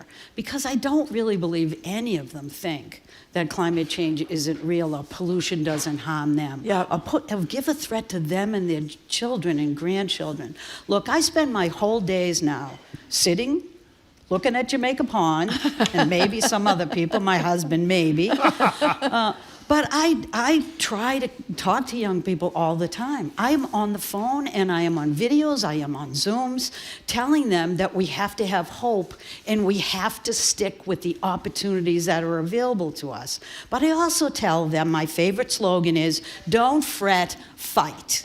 You know, I am a feisty Irish woman from Boston. If you think I'm walking away from this battle when it's 40 years of my work at stake, no way, Jose. Well, let's talk about that. Exactly. Well, you go ahead and then I'll go. So what is the best thing to do? Do you join that Sunshine group, this young people invite? I mean, what should people do that are upset? We have Third Organization for geezers like us, Third Act from Bill McKibben for people that are was over 50 or 55 or something. I'm there too. Yeah. I'm a geezer. Check it out. And that's Bill McKibben's pulling together some rallies, and I'm all in. I gave him a great quote. It's obnoxious. Oh, tell us the quote. I don't even remember what it was. Oh, okay. I wrote it, and it was great. Okay. But what about younger people? What should they do? Oh, by the way, Bill's going to be here Thursday. Thank you, Jamie. Go ahead. There's a couple of things I want people to do. One is I'm very serious about maintaining hope. Yeah. Young people, I don't want to blast them with all that's bad. Yeah. That's this administration's strategy. They tell everybody that America sucks, and they make us believe it, right? We have to stop doing that. And I should stop using words like that, so I apologize. It's okay. But We're I going to talk about an op-ed you wrote that has the word in the title. We'll get to that in a minute. I'm sorry, I had to do it. Okay, we'll get to that. But the issue is, we're going to, there's a lot of opportunity for people to join groups, to work together, to talk in their communities. This isn't about talking to the federal government. Yeah. This is about local communities. I do work with Mike Bloomberg now, right? In America is All In. It is all about governors and towns and mayors and community groups and businesses and universities. We have to bind together. If the federal government doesn't want to do its job, there is a wealth of opportunity for us to engage, including young people. They've got to go to their universities. They've got to stand up. I'm seeing small little protests about this and that, but why don't we stand up and be happy about something? Say, this is what the real world looks like. This is what I'm going to stand up for. And if people want to deny it, go protest them. We're talking to Gina McCarthy. So you're not going to answer this question then, based upon what you just said. When you're sitting in that little place of yours in JP, I mean, you have spent your life doing incredible work. And even if you're hopeful about people rising up in the future, and I'll give you that for a second at least, when you read one of these headlines, when you hear about the 65% cut, let's hope it doesn't happen. When you hear Trump do, the drill baby, and by the way, if people are not watching, I interviewed Robert Kennedy a few times when he was solely an environmental lawyer and a good environmental lawyer. To see Robert F. Kennedy Jr. sitting in the front row, standing up and applauding after Donald Trump said drill baby drill was one of the most nauseating things I've ever seen. Having said that, be honest about this for a minute, and then we'll get back to positivity. When you're sitting home and reading the paper or watching a show, and you see their attempt to essentially undo what you and others like you have spent a lifetime doing, what's that feel like? Well, now I could use a word that's worse than sucks. It feels lousy. It feels upsetting. Are you this positive, or you feel you have to be this positive to rally I people? make myself be positive. I force it. And one of the reasons I did the silly little essay that I did. Well, don't tell about it yet. Here it is. Here it is. Here's the name of this other essay. So she writes an op-ed for the New York Times like a grown-up with 2 Republican former EPA administrators, and then she writes a piece on her own. I'll tell you what the title is. Make America Suck Again. That's Gina McCarthy's op-ed. And here's what prompted it. Donald Trump signing an executive order to get rid of paper straws. Here he is. We're going back to plastic straws. These things don't work. I've had them many times, and on occasion they break, they explode. If something's hot, they don't last very long, like a matter of minutes, sometimes a matter of seconds. It's a Look at her. ridiculous situation. So we're going back to plastic straws. I think it's okay. He's signing it. Here he comes. And I don't think that plastic's going to affect a shark very much as they're munching their way through the ocean. I don't even know if Gina McCarthy can even respond to this, but give it a go. What'd you say? Well, the reason why it's the most ridiculous thing I've ever heard. I think I was reacting more towards the fact that he's done, at the point I drafted that up, it was 70 executive orders. Now it's even more. Mm-hmm. How can a president of the United States think think about plastic straws when they are trying to be the president of the United States? So I got, I just got myself in what you call a tizzy, if you'd let me. And I said, I just can't take this anymore. So I'm going to write this ridiculous, it was great, this ridiculous little essay thing. Because we have to laugh at this stuff. We can't keep taking it so seriously that we allow him to win. I am not going to get baited into being either a bully or a moron. Okay. Those are two. I could go there willingly, but not be baited. Gina, I'm sure you'll not be surprised when you talk about local works on state level, city and town level, county level, all that sort of stuff. You and Bill McKibben are singing the same tune, as you know. He says this to us every single month. But as a matter of reality, if the federal government is in, let's assume he achieves even half of his 65% budget cut, how do local jurisdictions go about trying to fill the hole that the feds have created? Well, the one thing we need to remember is that EPA is obligated to give about 40% of its resources and money to the local levels. So I don't want people to think that just because we have to defer to cities and towns, that isn't a pretty solid basis to continue to maintain movement forward. The other thing is the things he's trying to get rid of are certainly not to the benefit of Republican districts.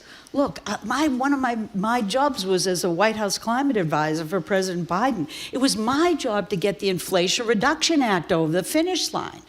And there is no way that the Republicans are going to stand by and see the manufacturing that is being built half shut. Or shut when it's only half done. So I do think there remains opportunities, and we just have to keep driving it. And we also do have to give ourselves some relief. Look, I have 5 young grandchildren. I love them dearly. When I get so ticked off that I can't stand sitting in that desk anymore and listening to this stuff, I just go and give them a hug. Because it makes me feel better, but it also reminds me that I am not going to stop fighting because it's their lives. It's not mine. I'm 70. I don't need to worry about this except to worry about my family and what we're doing and how we're leaving our country moving forward. This isn't about EPA. This is about whether we're the United States of America. This is about whether we're the country that we thought we were. And I'm not going to give up on that. I just won't do it. You know what you hear all the time? It's a cliche, but why not ask it again? Well, it doesn't matter what we do here in the United States of America because China's not doing anything or Russia's not doing anything. How true is that? I've heard that China's done quite a bit, actually. China's eating our lunch. Yeah. So that's baloney. That line is now baloney. Well, it is wrong in its framing. Okay. We have to understand that we are living in an international world, right? China is very powerful. They have also spent huge amounts of resources to make clean energy happen in their country because they know that it lowers the cost for people in their countries. Same as we knew when President Biden was there and have kind of forgotten. And so it's not that you don't want to have relationships or need relationships with other countries, but you got to pick and choose who you have them with, right? And there is no way in which we should treat Russia the same way we treat China right now. We should treat Russia not as our ally. We should treat them as our opponent in terms of how we plan to manage our world. And so we know where Russia is, we know where China is, but we also know there's a few other countries that are not very solid. But one of the things we're going to try to do is I'm going to be, at the next UN conference and the COP in Brazil. There are lots of people there that are willing to step up, that will stand with us. Even though we're not the federal government there, we are going to have a great presence because we have to find a way to treat our countries with respect, but to recognize who our allies are and who our enemies are and treat them as such. Before you go, have you spoken to Joe Biden since he finished his term? I have not. You have not.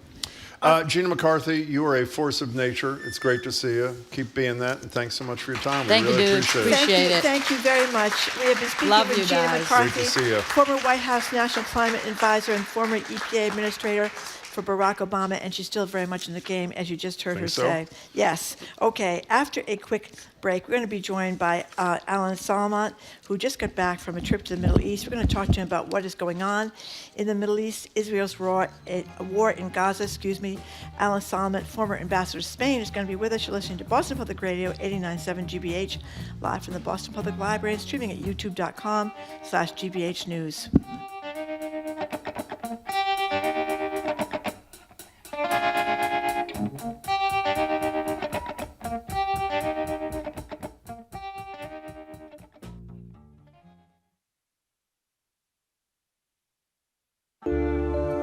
It's been 60 years since law enforcement attacked voting rights marchers on a bridge in Selma, Alabama. That bloody Sunday helped spark the 1965 Voting Rights Act. But civil rights activists say the work is never over. This progress is fragile, and every generation has to fight for it or we lose it. I'm Ari Shapiro. That story from Selma on the next All Things Considered from NPR News. Today at 4, here on GBH News 89.7. Our programs are made possible thanks to you. And the Simmons Leadership Conference, a one-day event featuring keynote speakers including Brooke Shields, Cint Marshall, and Jessica O. Matthews. Thursday, March 20th, in person in Boston and online. InclusiveLeadership.com. And Mass General Brigham Health Plan, ranked /1 in member satisfaction among commercial health plans in Massachusetts by J.D. Power for the second consecutive year. Details at mgbhp.org/everyday.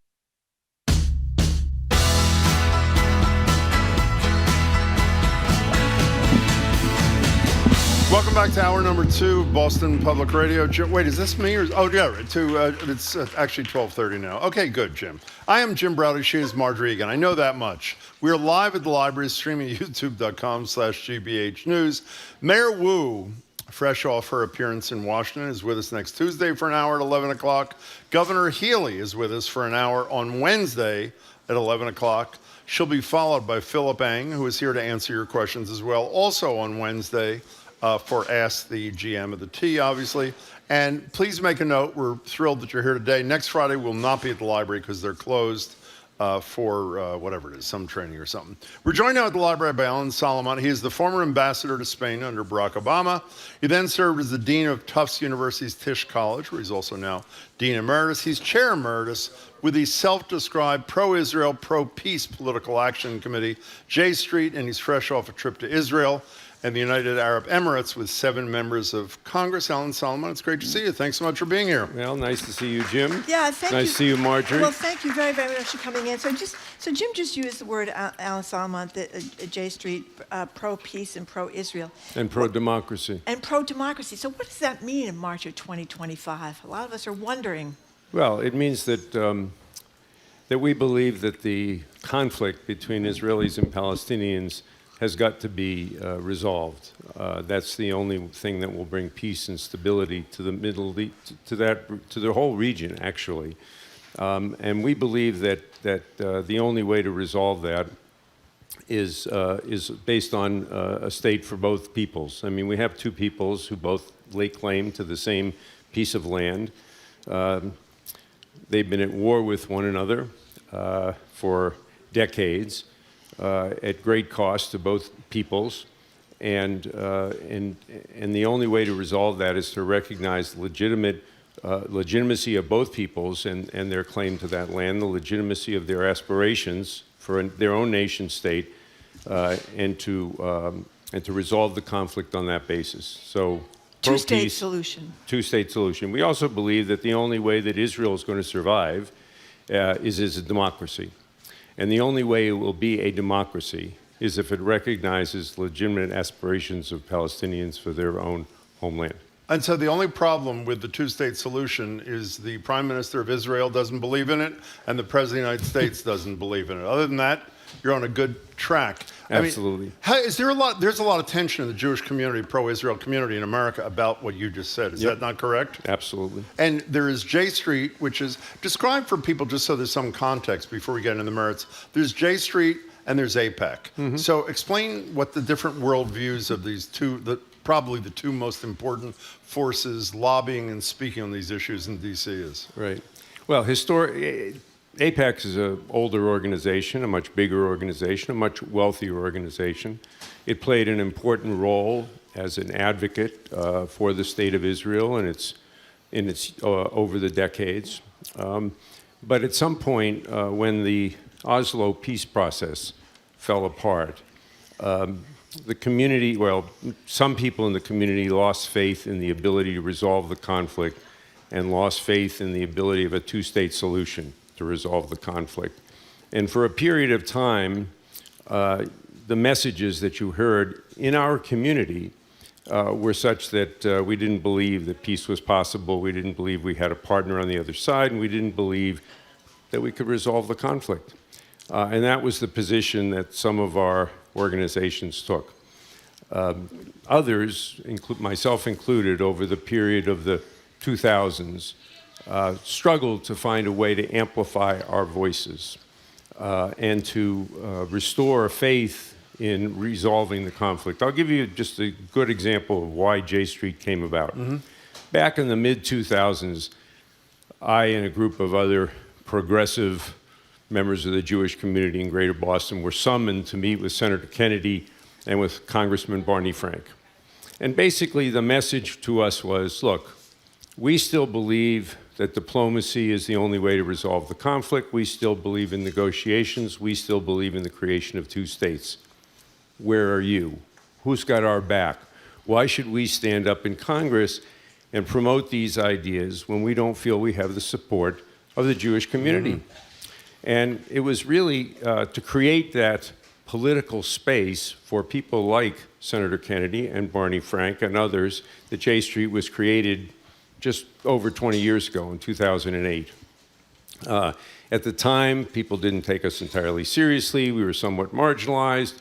And our purpose is really to work with our government, the United States government, especially people in Congress, again, to support their efforts to realize a diplomacy-first approach to the conflict, negotiated settlement, and ultimately a Jewish democratic state and a Palestinian democratic state. Other organizations in the community have taken the position that we're going to support whatever line the Israeli government promotes. And if the Israeli government is not ready to negotiate, if the Israeli government doesn't believe in two states, well, neither do we. So, and that includes providing no humanitarian aid to Gaza after the first round of ceasefire is over. Is that right? Well, that's what happened. That's what just was announced in the last couple of days, that when Netanyahu put forward an extension of the current ceasefire, and it was rejected by Hamas, one response by the Israeli government was to halt all humanitarian aid. Let me just say one other word about what's going on in the community. Community in this country? Yeah, what's going on in the Jewish community specifically. Okay.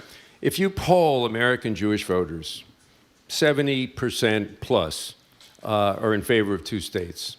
70% plus or so do not support the Netanyahu government. we believe we speak for the majority of the American Jewish community. Not necessarily the loudest voices, not necessarily the wealthiest organizations, but things have changed over time. And what we share with our compatriots is a belief in the importance of a Jewish state.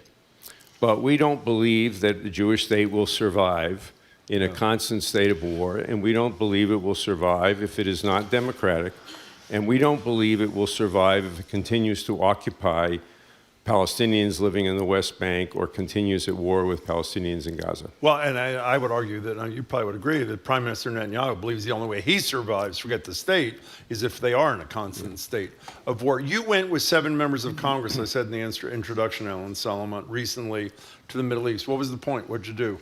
Well, we've been taking members of Congress for many years. I've been on 6 trips over the last couple of years with over 40 members of Congress. We are a nonpartisan organization, but unfortunately there's really nobody in the Republican Party to talk to these days. So we have been hosting only Democratic members. The point is to really show members what's going on in the region, to show them the wonderful promise and the wonderful accomplishment taking place in Israel, and to talk about why Israel is important, and important to the Jewish people, and important to the United States.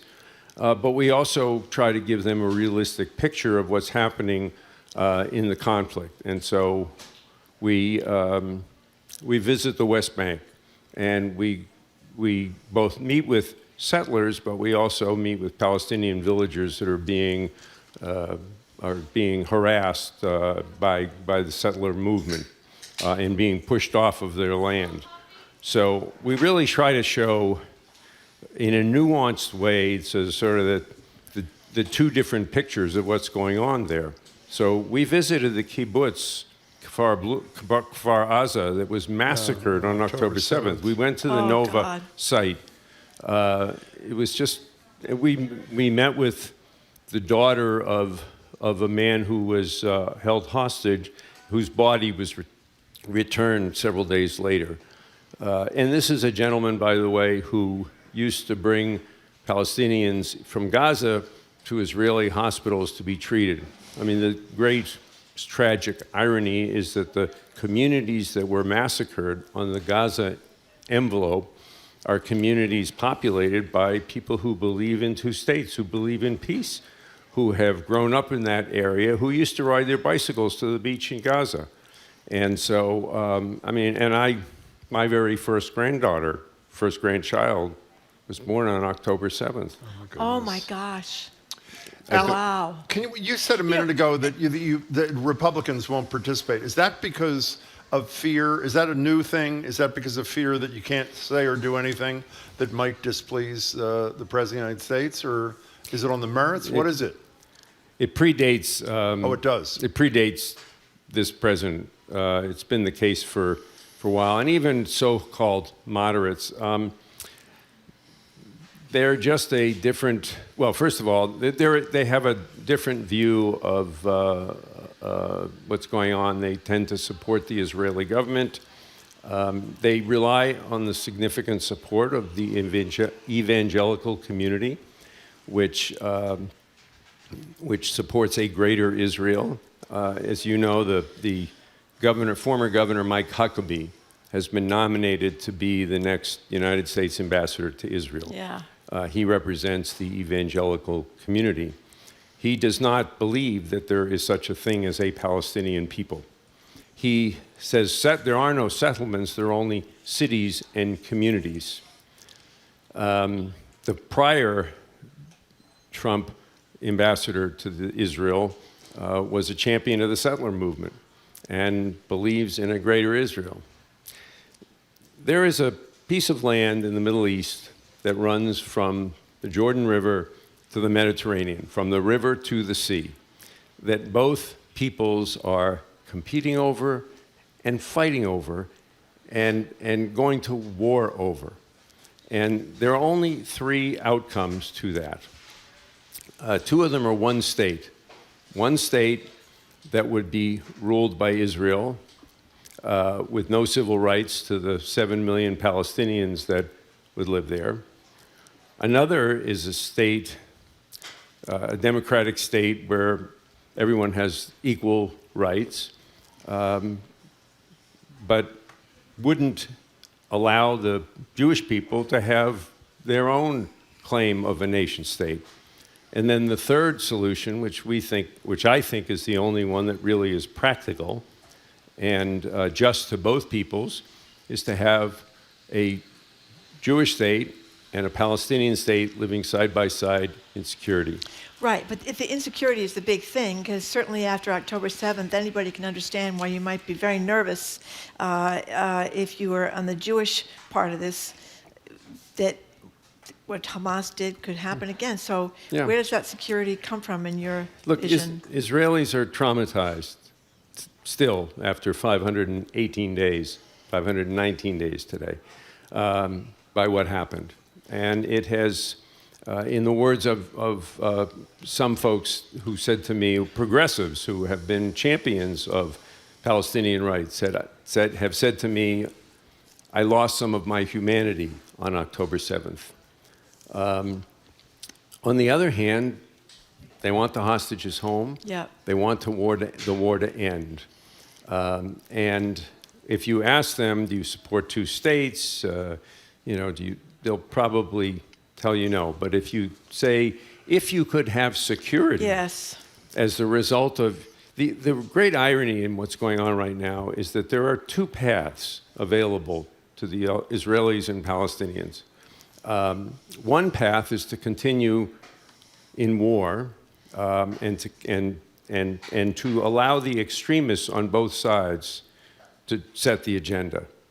The right-wing ethno-nationalist government in Israel, populated with the likes of Itamar Ben-Gvir and Bezalel Smotrich, and Hamas, a terrorist organization that has certainly not served the people of Gaza well. And they can continue to drive the agenda. There can continue to be war. What's going on in Gaza is absolutely horrendous. Or there can be an integration. What the other Arab states, Jordan and Egypt and the UAE and frankly the Saudis want is for Israel to be part of the community and are prepared to help rebuild Gaza and are prepared to install a governing authority that excludes Hamas. And the Palestinian Authority would be leaders, and Donald Trump rejected that almost as fast as they proposed it because he wants to build the Trumpian Riviera. And well, I mean, you can make a face, but he's sticking to his thing, even if it's unrealistic. We're talking to Alan Solomont, former ambassador to Spain and chair emeritus of J Street. You know, I want to talk about what anti-Semitism means in 2025. You know, we had this documentary that won the Academy Award for Best Documentary the other night, No Other Land. You saw an Israeli journalist and a Palestinian activist get up and very, I think, poignantly accept the award. That film could not find a distributor in the United States of America, which I think is quite disturbing in the land of free speech.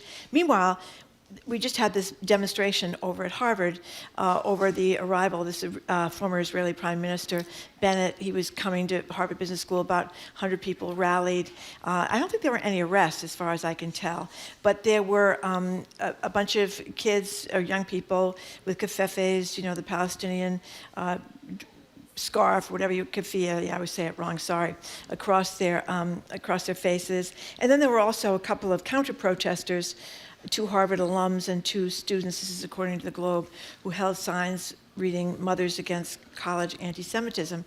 So that's the issue. What is anti-Semitism now? Is it a peaceful protest, assuming there were no horrible things said, or what? I think one of the tragedies about what's going on in this regard is anti-Semitism has become a political issue. It's become politicized. Yeah. There has been a rise in anti-Semitism around the world, in this country, on college campuses. Yes. Both on the right side and on the left side. But if you listen to certain voices, the only thing they want to talk about are students on campuses who, by the way, are ill-informed say, this is all on college campuses. This is by and large about Israel, but it does, and the protests against the policies of the Israeli government are perfectly legitimate, frankly, as are the protests in support of the Israeli government. But when that begins to bleed into anti-Semitic tropes, and when Jews are held responsible for the actions of the Israeli government, that's anti-Semitism. Yeah, but even if there aren't those anti-Jewish tropes, often being pro-Palestinian is equated automatically with being anti-Semitic. Yes, you're right. Which is insane. Yes. But a lot of people with a lot of money at a lot of universities are pitching that crap. As I say, it's politicized. So where were the voices when J.D. Vance and Elon Musk in Munich spoke to a known neo-Nazi German party? Yes. Where were the voices when the President Trump pardoned insurrectionists that wore sweatshirts that said Camp Auschwitz? There was a Senate hearing day before yesterday on anti-Semitism. And I watched the hearing because there were two people I know that had been summoned to testify by the Democrats. There were three other witnesses summoned by the Republicans. One of the people testifying was a student at Tufts University. Oh, where you were for years. Well, and Gina McCarthy as well. Oh, that's right. Yeah, That's right. I should have. I wore brown and blue socks with. You're a real jumbo there, Alan Solomon. Go ahead. I am. In any event, and to listen to the Republican senators talk about the Hamas wing of the Democratic Party. One of the Republicans, I think Schmidt from God knows where, said, and the reason Josh Shapiro was not chosen to be on the ticket, Pennsylvania governor, was because he's Jewish, and that is a fact. So, and to their great credit, the young woman, the student from Tufts, talked about the reality of anti-Semitism on campus. Also talked about the importance of free speech, of encouraging real dialogue and discussion about this, but also pointed out the hypocrisy that exists when you are calling out, when you think a bunch of students marching with keffiyehs are more dangerous than Elon Musk going and campaigning for neo-Nazis in Germany. There is something wrong. That's a great point. We're talking to Alan Solomon. We only have a couple of minutes left. We don't have time for this, but I would argue, and while surely Trump is not a champion of peace, despite what he says, I would argue that even if he was well-intended, Joe Biden abandoned the Palestinians as well with this endless stream of weaponry that he apparently had some concerns about, but provided anyway. But you were an ambassador for a bunch of years in Spain. We're in the situation we're in, as we described, where Netanyahu is, where Trump is, where other countries in the Middle East are, with which America theoretically wants a good relationship. So in your remaining 2 minutes, bring this from the fantasy land of a two-state solution, which I think all three of us would like to see, and I hope most people here would like to see. How do we move in that direction with this infrastructure, human infrastructure right now? And you got a minute. Okay. Sorry. You took my time, Jim. There is not a military solution to the conflict. There is a 23-state solution, which normalizes relations between Israel and all of the Arab countries, including the Saudis, would provide Israel with more security than it has ever known in its history, finding a different governing authority of Palestinians for Gaza and for the West Bank, and which is, by the way, supported by the proposal that was just made by the Arab League in Cairo, and recognizing the 23rd state is a Palestinian state. You cannot continue this military occupation. You cannot continue bombing the hell out of Gaza. You cannot continue to allow Hamas to maintain governance and control over Gaza. I mean, look what they have done to their own people. Yeah. And there are There are Israelis and Palestinians who want this war to end, who want to live in peace with one another. And as is the case in our own country, you have a government that is more concerned with its own power and its own survival than the needs of its own people. And that is really a tragedy. And so I don't think the United States sucks, as Gina McCarthy said, but I do think Donald Trump sucks, and I think Benjamin Netanyahu sucks. Well, by the way, she didn't say that the United States sucks. No, she said she didn't say that. I agree with her. Okay, fine. I know that was the operative word in the first half hour. Yeah, we don't use that word on this show. Yeah, she wrote that great plastic straw piece. It's a legend. Hey, Alan Solomont, stay at it. It's great to see you. Thanks so much for your time and your work. Great to talk to you, Alan. Thank you so much for coming in. Much appreciated. We have been speaking with Alan Solomont, who is former ambassador to Spain, current chair emeritus with the PAC known as J Street, and just got back from visiting the Middle East. And we again thank him very much for his wisdom. Okay, coming up, two more things. Jim and I will complain about something for the next 2 minutes to the top of the hour. You're listening to Boston Public Radio, 89.7 GBH, streaming at youtube.com/GBH News.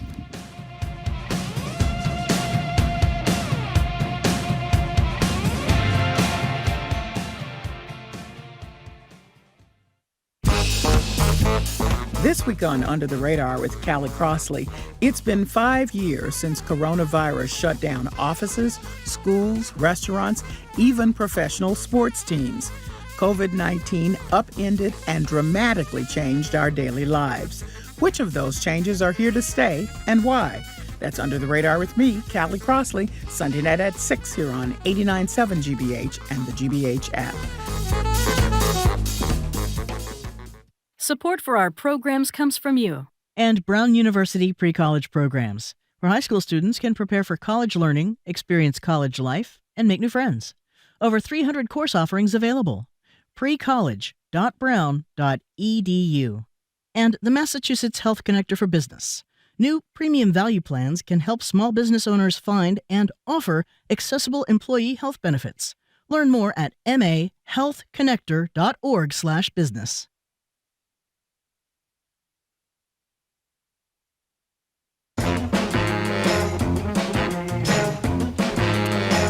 Welcome back to Boston Public Radio. Jim Browdy and Marjorie Egan live at the library, streaming at youtube.com/GBH News. Former editor of the Globe and the Washington Post, most relevant to our discussion today. Marty Baron will join us on Zoom in a couple of minutes. But first, it is two more things. Again, the two things that we wanted to talk about but couldn't fit in the show. And Marjorie, as always, gets to go first. Hi, Marjorie. Well, there was a fundraising event held for Josh Kraft the other night, who's running for mayor, as we know, against Michelle Wu, the mayor of Boston now. And it was a beautiful invitation. It was lovely. It says, Reimagine Boston, an evening with Josh Kraft, cordially invited, cocktail party to support Mr. Kraft in his bid for mayor of Boston. It's going to be down at the UMass Club at 32nd floor, 1 Beacon Street, downtown Boston, a view of everything.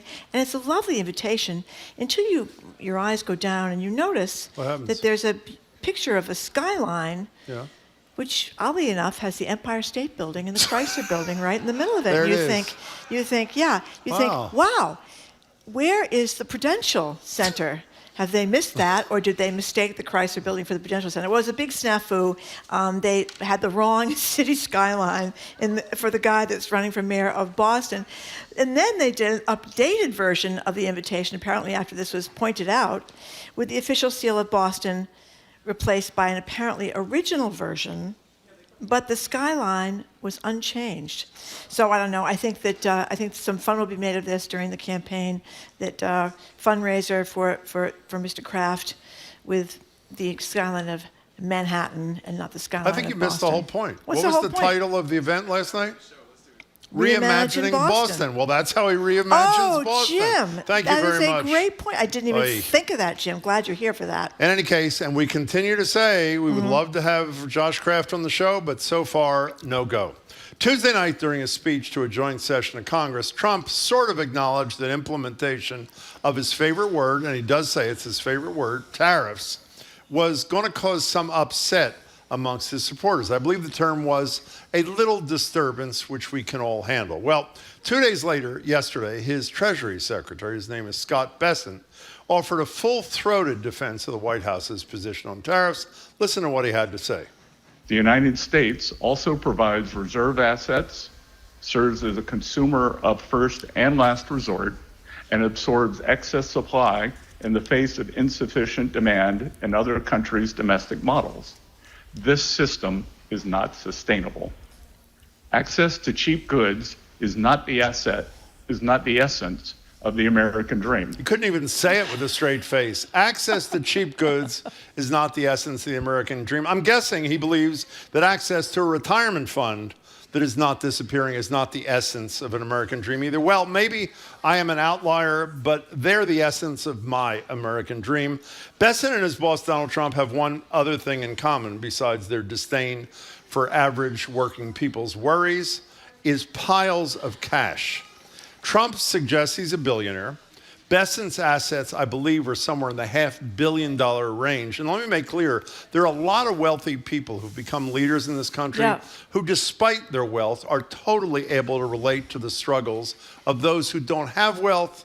It's pretty clear that Besson and Trump are not among them. There you go. Well, we're an oligarchy now, Jim, right? It's Yeah. something else we have in common with Russia, Well, I guess. You know what they're doing? They're reimagining America. They're By the way, we reimagining should have America. said, when Gina McCarthy was here, we didn't know. Yes. There is a demonstration going on at the State House as we speak until 4 o'clock. It's called Stand Up for Science. It's part of a nationwide effort. It's at the Liberty Mall on Boston Common, again, till 4 o'clock. Yep, they want Stand to Up for end Science. government censorship of scientific information, restore federal funding for scientific research, defend inclusion and accessibility in science. You know, Massachusetts, we talked about with Shirley Young, so much of our economy here has to do with scientific research and colleges and great medical centers. So it's pretty scary for Massachusetts. Well, it's particularly scary since the funding is stopped, even though it's in violation of a court order. That's right. Well, that's the big question is the president going to follow the court orders or is he not? Anyway, after the 1 o'clock news, we're going to be joined by Pulitzer Prize-winning former editor of the Washington Post and the Boston Globe. Marty Baron is going to zoom in.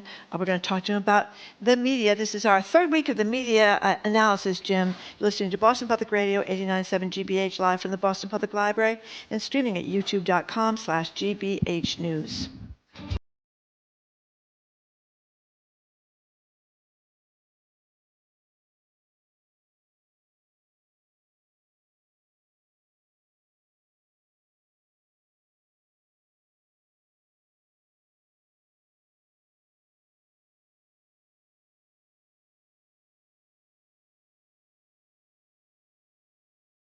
Join GBH at our Brighton studios for Stories from the Stage. You'll hear entertaining, inspirational stories while you enjoy drinks with friends. Join our studio audience at one of our upcoming shows. Tickets and more info at gbh.org/events. Support for GBH comes from you. And the Skating Club of Boston, presenting the ISU World Figure Skating Championships with over 300 athletes competing at TD Garden March 25th through 30th for the title of World Champion. Tickets at isuworlds2025.com. And The Huntington, presenting The Triumph of Love, Marivu's beloved classic where mistaken identities, hilarious complications, and deeply felt desires collide. On stage March 7th through April 6th. huntingtontheater.org. You're listening to 89.7 WGBH HD1 Boston. Online at gbhnews.org. GBH News. What matters to you? I'm Jim Browdy, head of Hour 3 of Boston Public Radio, live from the Boston Public Library. It's Friday, and that means it's our Press Play media analysis segment. Joining us today on Zoom, Marty Baron, former editor of the Washington Post under Jeff Bezos and of the Boston Globe, to discuss corporate media capitulation, Bezos and Trump, and more. I'm Marjorie Egan. Then, much to my shock and surprise, Jim did not force us into discussing daylight saving time. That's Monday. Okay, so we'll open the phone and text lines to talk about a different moldy BPR chestnut, grammar. We'll ask about your grammar pet peeves, whether you're a stickler for the proper way to express yourself or whether anything goes because nobody cares anymore. That's all next on the third hour of Boston Public Radio, 89.7 GBH, live from the Boston Public Library.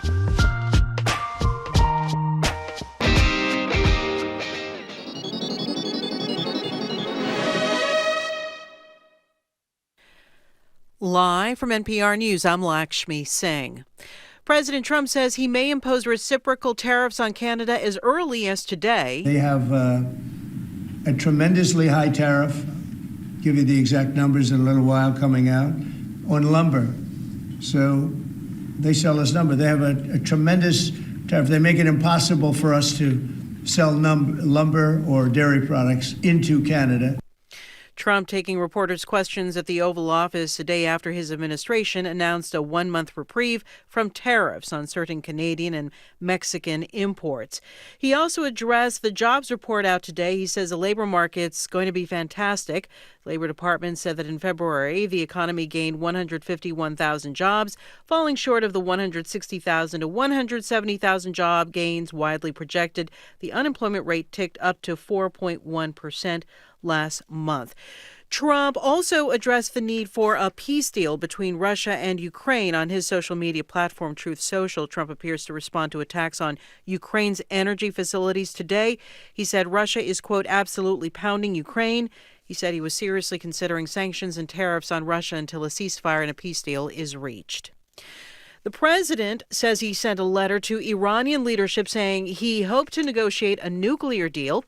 NPR's Franco Ordonez reports Trump says the alternative is using the military. President Trump said he sent the letter Wednesday to Iran's supreme leader saying he wants to reach a deal on the country's nuclear program. In an interview with Fox Business's Maria Bartiromo, Trump said he hopes they negotiate because he doesn't want to have to use military options to try to stop Iran from developing a nuclear weapon. There are two ways Iran can be handled, militarily or you make a deal. I would prefer to make a deal because I'm not looking to hurt Iran. Last month, Trump restored his maximum pressure campaign on Iran that he practiced throughout his first term. That goal is to starve Tehran of cash and resources in order to stop the government from obtaining a nuclear weapon. Franco Ordonez, NPR News. California Governor Gavin Newsom, a possible White House contender, has made comments suggesting he does not support transgender female athletes playing on women's sports teams. Here's Cap Radio's Laura Fitzgerald. On the first episode of Newsom's new podcast, he spoke with conservative political activist Charlie Kirk. But, would you do something like that? Would you say no men in female sports? Well, I think it's an issue of fairness. I completely agree with you on that. LGBTQ plus advocates and Democratic state lawmakers are strongly criticizing Newsom for the comments. Assemblymember Chris Ward of San Diego chairs the Legislative LGBTQ Caucus. We were certainly caught off guard and woke up incredibly sickened and disgusted about seeing somebody who's been an ally of our community use this language. A recent New York Times and Ipsos poll found 67% of Democrats nationally say transgender athletes should not be allowed to participate in women's sports. It's NPR. Good afternoon. With the latest from the GBH Newsroom, I'm Henry Santoro. Several stories of scaffolding near a building in Boston's Back Bay collapsed on several vehicles early this morning. Photos uploaded to X by the Boston Fire Department show a blue Jeep under a pile of fallen construction material at the corner of Beacon and Exeter Streets. The scaffolding is used to support work crews and material during construction. Boston police tell GBH News the incident happened just before 11 a.m. and there were no injuries. Traffic is being diverted away from that scene.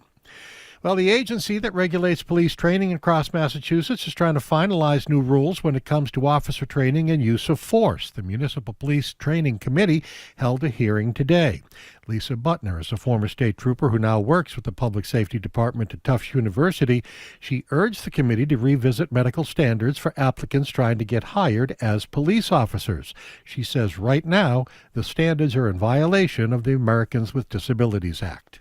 Current standards are currently contradictory to ADA laws that specifically address the fact that an employer cannot deny an applicant with a disability employment if the applicant can perform all the essential functions of the position for which he or she is applying, with or without accommodations. The committee also plans to make minor revisions to use of force rules so that they are consistent with the Post Commission that certifies police officers. Red Sox and Miami Marlins just getting underway in Florida. Sunny, windy, mid-40s today around here. We're at 43 in Boston right now. This is GBH News. Support for NPR comes from NPR stations. Other contributors include Subaru. The 2025 Subaru Outback features standard symmetrical all-wheel drive, including safety features like EyeSight driver assist technology. Learn more at Subaru.com/Outback.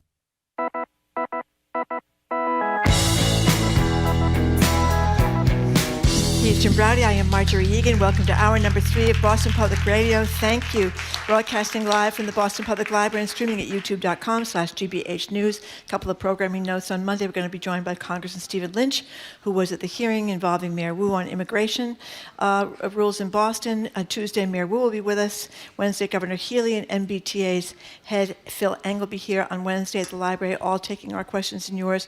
Will not be here at the library next Friday because it's closed. Hello again, Jim. Hello again, Marjorie. Joining us now on Zoom for our relatively new media analysis segment on Fridays, we're calling it Press Play, is Pulitzer Prize-winning journalist, former editor of both the Globe, well, other papers too, and the Washington Post. Marty, it's great to have you. Thanks for zooming in.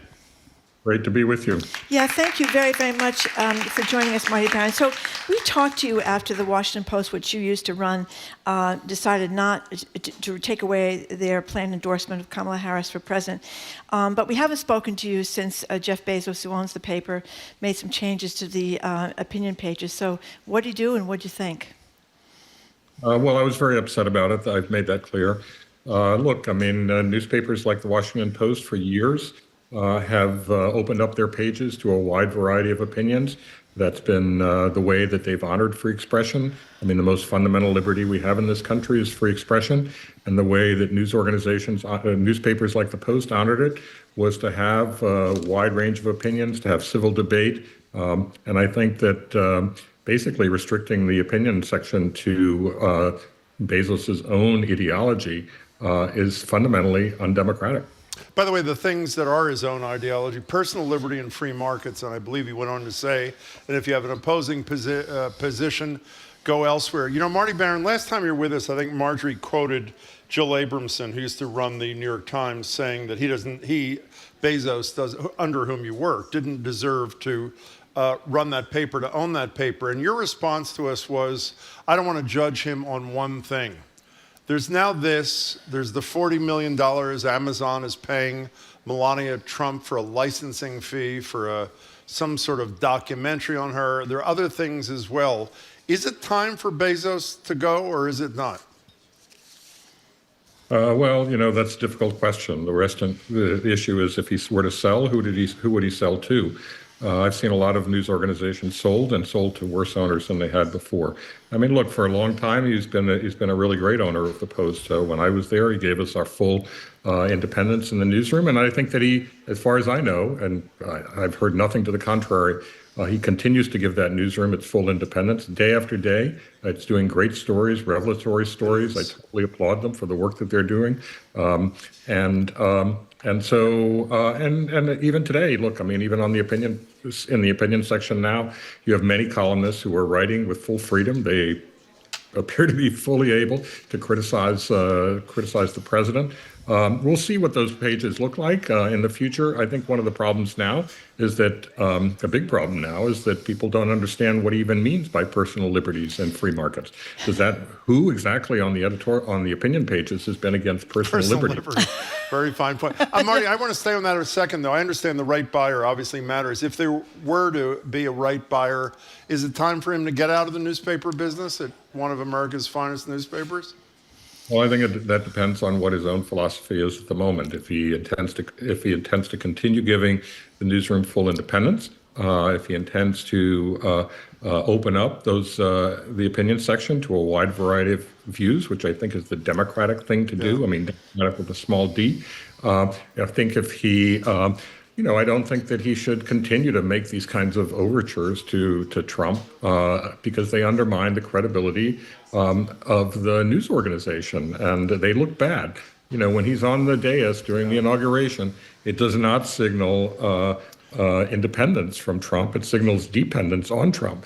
And those kinds of measures, I think, are inappropriate. I think it's a little too early to say, that he should sell because I haven't seen him commit, the most egregious offenses imaginable that I can think of for sure. So I don't like the direction at the moment. And I've made that clear. I just wrote a long piece for the Atlantic magazine about that. And And so, I feel free to express my own views, which is that he's moving in the wrong direction. What happened? When you spoke to us last before the election, and when you spoke to us right after your book came out, Collision of Power, Trump, Bezos, and the Washington Post, which is terrific, you spoke about the independence that you were allowed under Bezos' leadership when you ran the paper. Did he change? Did Trump change? What happened? Well, Trump has not changed, except to become more vengeful. And he promised greater vengeance against his political enemies. And Jeff Bezos was always perceived as a political enemy for one reason and one reason only, and that was the coverage of the Washington Post. As far as Bezos is concerned, look, for the entire time that I was there and in many years since, he stood up for the independence of the news organization. He defended us. He endured enormous, vicious attacks on the part of Donald Trump. Trump interfered to disrupt Amazon's business, seeking initially to raise postal rates and then interfering in a $10 billion Defense Department contract to ensure that it didn't go to Amazon. And he never caved. However, more recently, he does appear to be worried about what Trump might do. We see evidence of what Trump might do. He's taken some actions against law firms that he views as being his enemies. Covington and Burling, he rescinded all of their national security clearances. He told government agencies to cancel any contracts they had with that. He just did this yesterday, as a matter of fact, again, even more so with Perkins Coie, that he's always a law firm that he's viewed as an enemy of his, and they're canceling all of the government contracts. He won't even, not only is he canceling their national security clearance, they won't be even allowed in a government building. So that's the kind of vengeance that I think that somebody like Jeff Bezos is worried about. By the way, one of those firms is punished because Jack Smith is from that firm, the former prosecutor. Yeah. And they represent it on a pro bono basis. Yeah. I don't know Jeff Bezos at all, but I did read your book, Collision of Power, and you had a lot of great scenes in there when you were having dinner, Jeff Bezos, you and Trump, and I think correct me if I'm wrong, at one point you were at Bezos' home, and his then wife, they was cooking pancakes for the kids. It seemed like a fairly normal kind of family, and then what I've seen there, I don't know he's having a midlife crisis or what, but he's a man who seems to be working out nonstop and shows up at the inaugural with a girlfriend in a bra at the inauguration. It's kind of weird. So I don't know if there's any kind of personal transformation he's had or personal travails, but he doesn't look like the guy that started Amazon Books. Oh my goodness. He's frozen. I thought he was That was a good time for him to be frozen, I think. Yeah.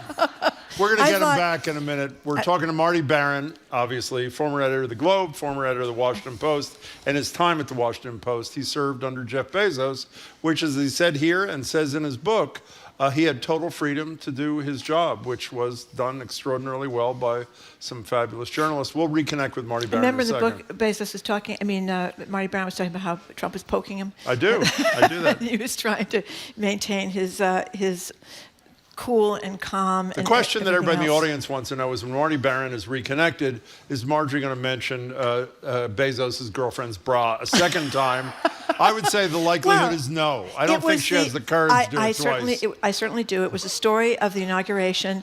Mark Zuckerberg was captured looking down at her cleavage, and it was very impressive cleavage, I must say. Thank you for saying that. She's working out too. But anyway, he's a transformed kind of guy. You know what I mean? I do. He was a little nerdy before, and now it's a different. But don't you find it interesting, as Marty Baron said a second ago, his business interests were at great risk when he was seen as an enemy of the people by Trump 1.0. His business interests are still, are no more, I would argue, no more or less at risk, except maybe because Musk is so close. What are you about to tell me? Well, also, is this happening? Is he back or no? I don't know. But Blue Origin is also a big concern with him, too. I know that. But on the other hand, we've seen things have not been going that well for Elon Musk's adventures into space. We all saw that huge, that spaceship kind of blew up. Well, you know what the significance of that is, too? That's two in a row. 2 in a row. Do you know what that spaceship, or at least that brand, is supposed to be doing in the not-too-distant future? Going to rescue the people that are up in space. Well, they say they're not being rescued. I shouldn't say rescue. That's the wrong verb. The astronauts that are up in space, bringing them back. But what's going to happen on that? That spaceship is already up there at the space station. so it's a little bit different, I think. know. Maybe, well, it is a little different. That's a good point. We are, I'm Okay, we're sure, gonna call working Marty. feverishly to get Marty Baron either back on Zoom or the phone. That will happen in a second. The Zoom connection, we're told, is not, well, we knew it was not terribly good. You know, since he there's all disappeared. these surveys now, and I'm going to ask Marty Baron about this if we get him back. There are all these surveys now, what people think of the media. It drives me insane because we need to divide the media up. What are you talking about? Are you talking about your local newspaper? Are you talking about your local news? Are you talking about big-time newspapers? Are you talking about cable television? Are you talking about Fox? Are you talking about Facebook? Are you talking about X? I mean, what is, to me, what do you Well, I think can of the... tell you, whatever they're talking about, the numbers, the trust They are. level is in the toilet. But what does that mean? I understand. That's what I want to know. I Because I hear think you. there are a lot of people that are very fond of these little online newspapers that are springing up. You're not going to argue the trust level has not dropped precipitously. It may not have dropped to the level. It has dropped enormously, but I would argue that, and it's mostly Republicans who said they have very little trust in the media, but they must obviously trust Fox News because its ratings are huge, and their opinions are formed by that station, so they obviously trust some in the media. I would disagree with you. If the trust level, as we'll say to Marty Baron if we get him back, was 2/3 of the American people in the 70s, and it's down to 31% now, that's got to include a lot of Democrats, because Republicans don't make up, 69% of the Well, it population. does. Well, I think a Democrat would say they don't trust Fox, but they might trust the New York Times, or a Republican would say they don't trust the New York Times, but they trust Fox, or they trust Exactly. OAN, One American News, whatever it is, and the people that are supporting of Donald Trump. So it's a very misleading thing to say. What do you think of the media? So, Jamie, should we take a break while we're figuring out what is going on here? Why don't we do that? You have him on the phone? Not yet. Okay. Let's take a brief break, Marty. We're going to take a brief break. We are hoping, because I have a lot of questions, that we're going to get to talk to Marty I Baron. can answer them if he can. We're going to talk to Marty Baron, Pulitzer Prize winning editor of the Boston Globe. People don't remember, he's the guy that came up here from Miami and took a look at the Catholic Church and found hundreds and hundreds and hundreds of sexually abused children, wrote about it and won the Pulitzer Prize. And then he went to the Washington Post and he did an incredible job there as well. And his book, Collision of Power, Trump, Bezos, and the Washington Post is a great read about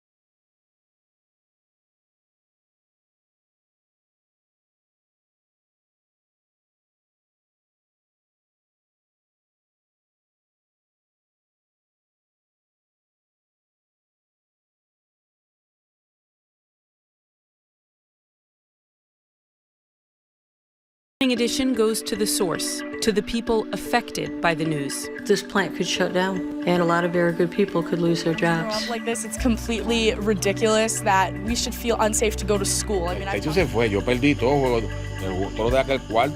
I'm Noelle King. For stories that matter to you, listen every weekday to Morning Edition from NPR News.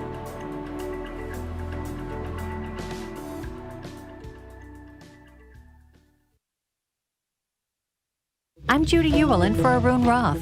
Coming up on GBH's All Things Considered, Massachusetts gets billions of dollars from the National Institutes of Health. We'll hear local reaction to the NIH's termination of research grants in defiance of a court order. Plus, the latest edition of the Women's March is set to take place in Boston tomorrow. And daylight saving time starts on Sunday. We'll hear from local doctors who say changing the clocks can impact your health. Those stories and all the day's news starting at 4 on GBH's All Things Considered. Our programs are made possible thanks to you. And Mass General Brigham Health Plan, ranked number 1 in member satisfaction among commercial health plans in Massachusetts by J.D. Power for the second consecutive year. Details at mgbhp.org/everyday. And Safety Insurance, offering a variety of home insurance products to cover your home's increased value. You can ask an independent agent about safety insurance. Safety Insurance. We'll help you manage life's storms.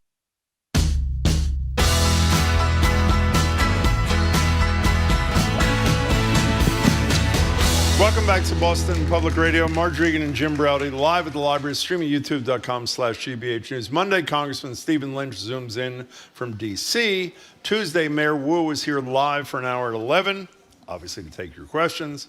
Wednesday, Governor Healy is here for an hour live to take your questions. That same day, Wednesday, the GM of the T, Philip Ang, who in a recent poll is very popular, he's going to be here live to take your questions. And we're not at the library next Friday, which is an usual library day for us because the library is closed. We are attempting unsuccessfully to reconnect with Marty Baron. Zoom is frozen, and we're calling him, and the calls are going right to voicemail. So we're assuming it's not going to happen. We will reschedule him to continue the conversation next week, and our apologies to all of you, including us, who wanted to hear what he had to say. So here's what we're going to do for the last half hour. We'll do it for a few extra minutes. There's a new documentary out called Rebel with a Clause that's energizing a community of grammar enthusiasts like Marjorie around the country, including one rabid NPR radio host included. That would be her. The film's about a woman who sets out across the country to talk with people, I love this, about their relationship with proper grammar.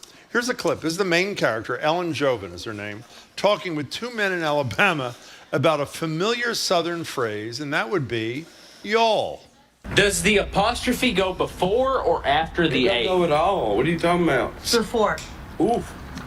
Thank you. I agree with that. Wait. I hate because they use it after the A. I can't stand it. The film's popularity is really just our semi-annual excuse to get your thoughts on grammar's value in day-to-day life. You sure as hell know how Marjorie feels. Well, our number is you don't. 877-301-8970. We want to know how much grammar matters to you, and if you are like Marjorie, and me to a lesser extent, if there misuses, is that proper? Misuse. A misuse of grammar that puts you totally over the edge. And I will start by saying mine are people who confuse fewer and less. We'll talk about that in a few minutes. That's right. What's your deal? Well, I'm not as upset as I used to be because I kind of feel like it's over. I mean, I read newspapers, good newspapers. Sort of like Democracy, you mean? Like the New York Times, and they have all sorts of grammatical errors in there. They're not the editors. Yes. Between and among, people get that wrong all the time. Hate that. That drives me crazy. And so I kind of think I'm just, a baby boomer that's upset about something that 3/4 of the world doesn't care about anymore. But you know why it bothers me? We have one language, right? We're not multilingual in America. It would be nice if we learned how to speak our language correctly. And the one last thing I will say... So which side are you on? Have you given up or you're not I think it's over. Up? I think I'm like I'm crying into the wilderness. Nobody gives a damn about it anymore. But I do think it matters, and I told this to my kids. It matters when you say, he don't care. Well, that's an extreme. That's an extreme Jim, version. I hear people say that all the time. Okay, I got one for you that puts me over the edge. What? We want to know what yours are. He told Jamie and I. I know. You know who does that? Oh, you know who gets Barack Obama Barack did Obama that. I do went know to that. Harvard and Harvard Law School, gets prepositional phrases wrong. They don't teach grammar anymore in the schools. That's the problem. They don't teach, although with the MCAS, which you love, at least they learned about verbs and subjects. Before they didn't even know about subjects and verbs. They do teach a little bit more grammar because of the MCAS, but not much. No one diagrams sentences anymore. Nobody takes Latin anymore. And this is the woman who says she's given up. Obviously old not. Lady complaining about something that is just done. Okay, let me give you another one because continue to start this conversation because Marjorie's all over the place. Here is another one that puts me over the edge. The people that came today. The people that came today. What is the proper word there? It's the people who. Who? That refers to things and who refers to people. Exactly. That's how you remember that one. That's a little bit tricky. And between and among. It's not tricky at all. You can only be between. I don't even know the difference. What is the difference? You can only be between two things. If it's three or more, you are among. You are? Yes. That's the only distinction? That's how you remember it. It cannot be So it's between among you and me. Jamie, Aiden, Jim, and I is among. We can't be between Aiden, Jimmy, well, not Jimmy. I'm not Jimmy, no. Jim, Marjorie, and Jamie, whatever. Okay, Marge. Okay. 877-301-8970. I'm sure you're like me. You have no idea what Marjorie's position is, but it doesn't matter. All I can tell you is in the old days, My a long position time is- ago, Marjorie was the fiercest warrior for proper grammar. I don't know what happened. She's apparently given up. But whether she has or not, I have not, which is even odder. But you know what's really a problem? This is between you and me, this fight now. Between you and me. The problem is, It's among Jamie if and you don't 8 know other grammar people, and though. you apply for a job What and is you it? don't know the difference between like TO2 and TOO2. The person hiring you doesn't know the difference either. Well, sometimes they might, and that could be disqualifying. That's what I used to always tell Wow. my children, and of course they ignored me as well.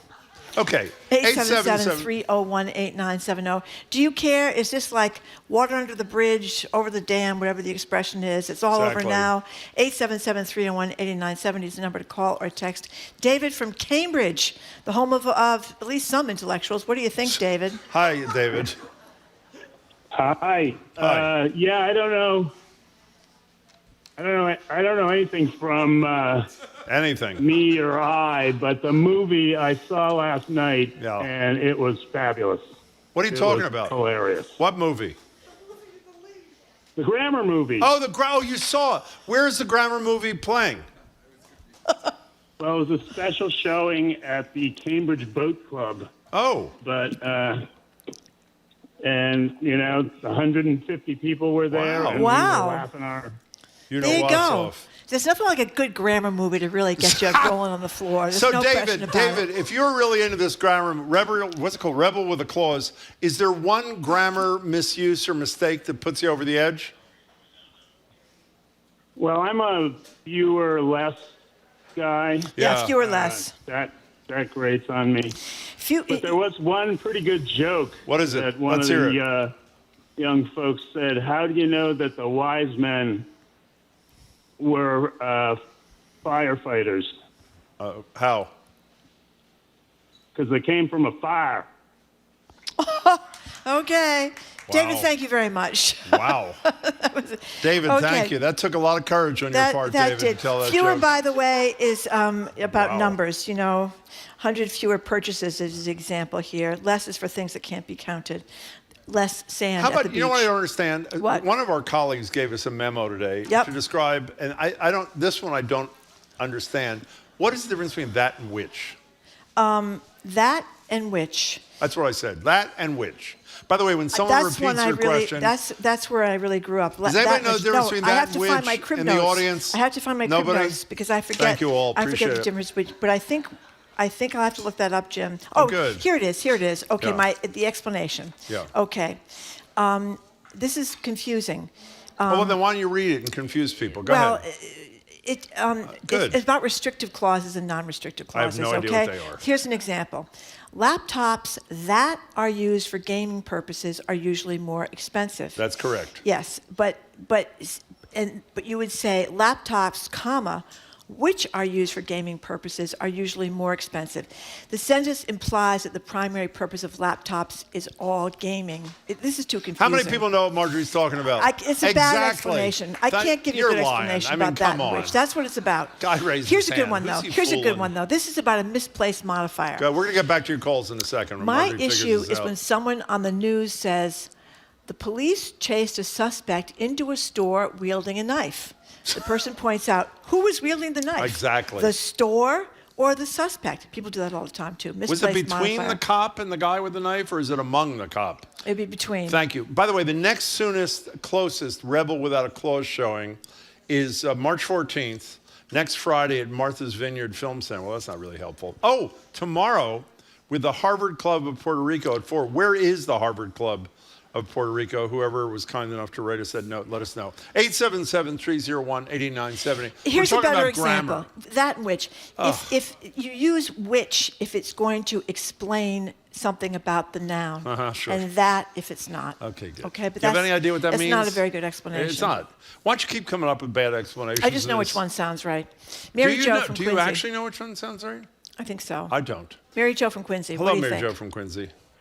Hi there. Hi there. My head is blowing off Good. because I'm agreeing with every single thing both of you have said. Beautiful. Well, there you go. I was an editor for many years, Oh. and the things that I had to fix would just make your hair curl. And does and I curl. do know that which thing, but I can't explain it. It's hard to explain. Good. Well, it's like pornography. I know it when I see it, and I use them correctly. You and Potter Stewart, that's right. Okay, let's get to it here. What's up?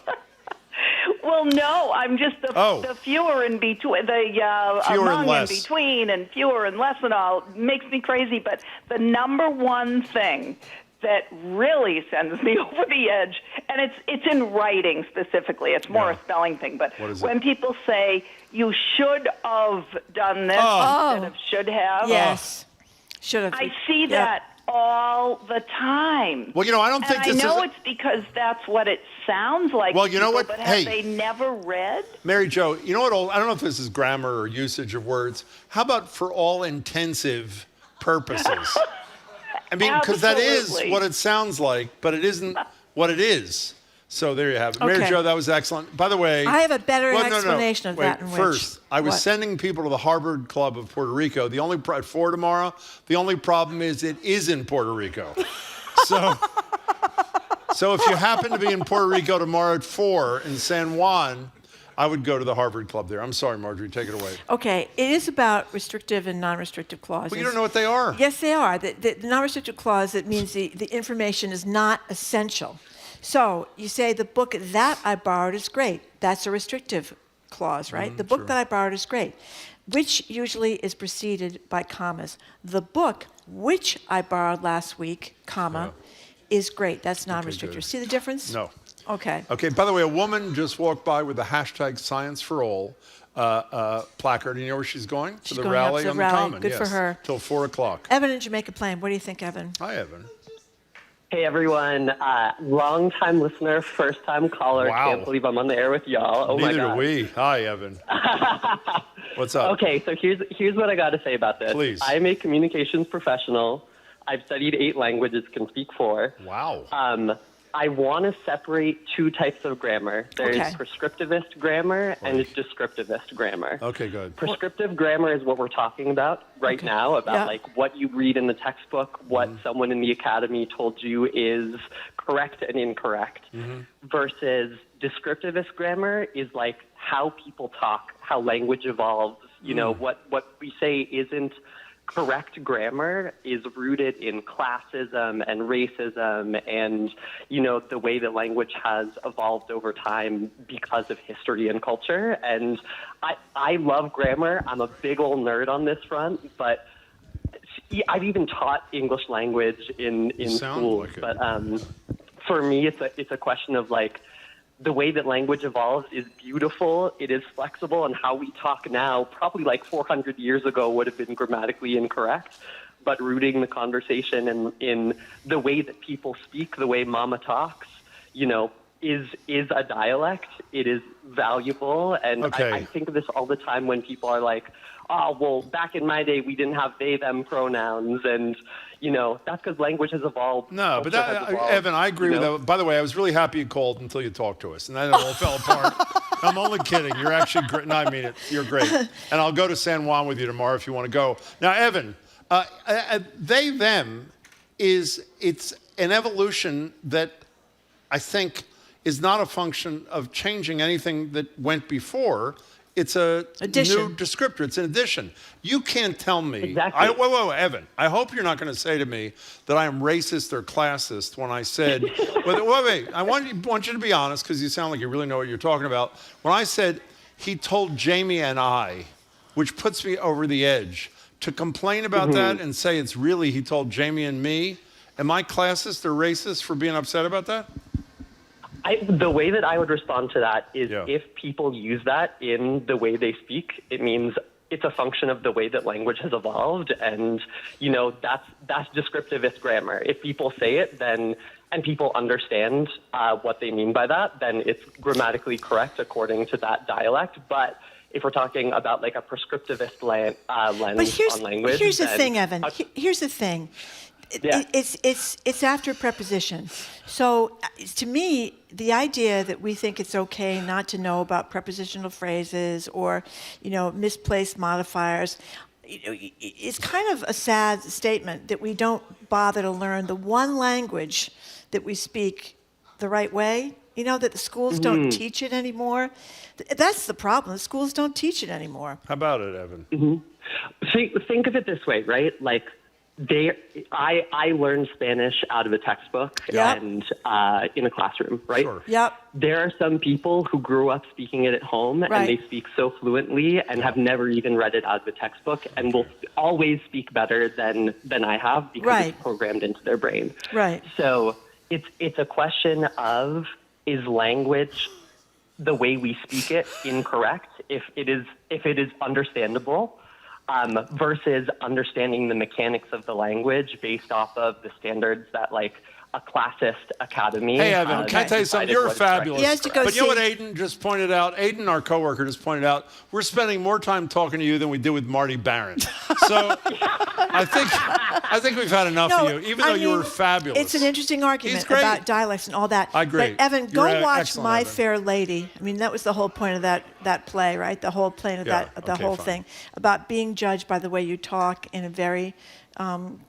classist No, way. Evan had a good point. Evan, you were great. Call us again soon. By the way, Expedia, 126 round-trip flight from Boston to San Juan with only a 30% chance of an FAA-related crash. So you can still make it for the 4 o'clock showing of that thing tomorrow. Are we supposed to, because we're screwed up because Marty's... are we supposed to take a break? We're going to Maureen. Yes or no? We're not taking a break. No, thank you. We are going Bill. to Maureen in Dover. Hi, Thank Maureen. you for calling Maureen you in have Dover. only 20 minutes to make your point. Go ahead. They speak very well in Dover. Hi, Maureen. Well, I hope so, but I was a journalism major back in the late 1970s, so I had a lot of grammar rules drilled into my head. Go ahead.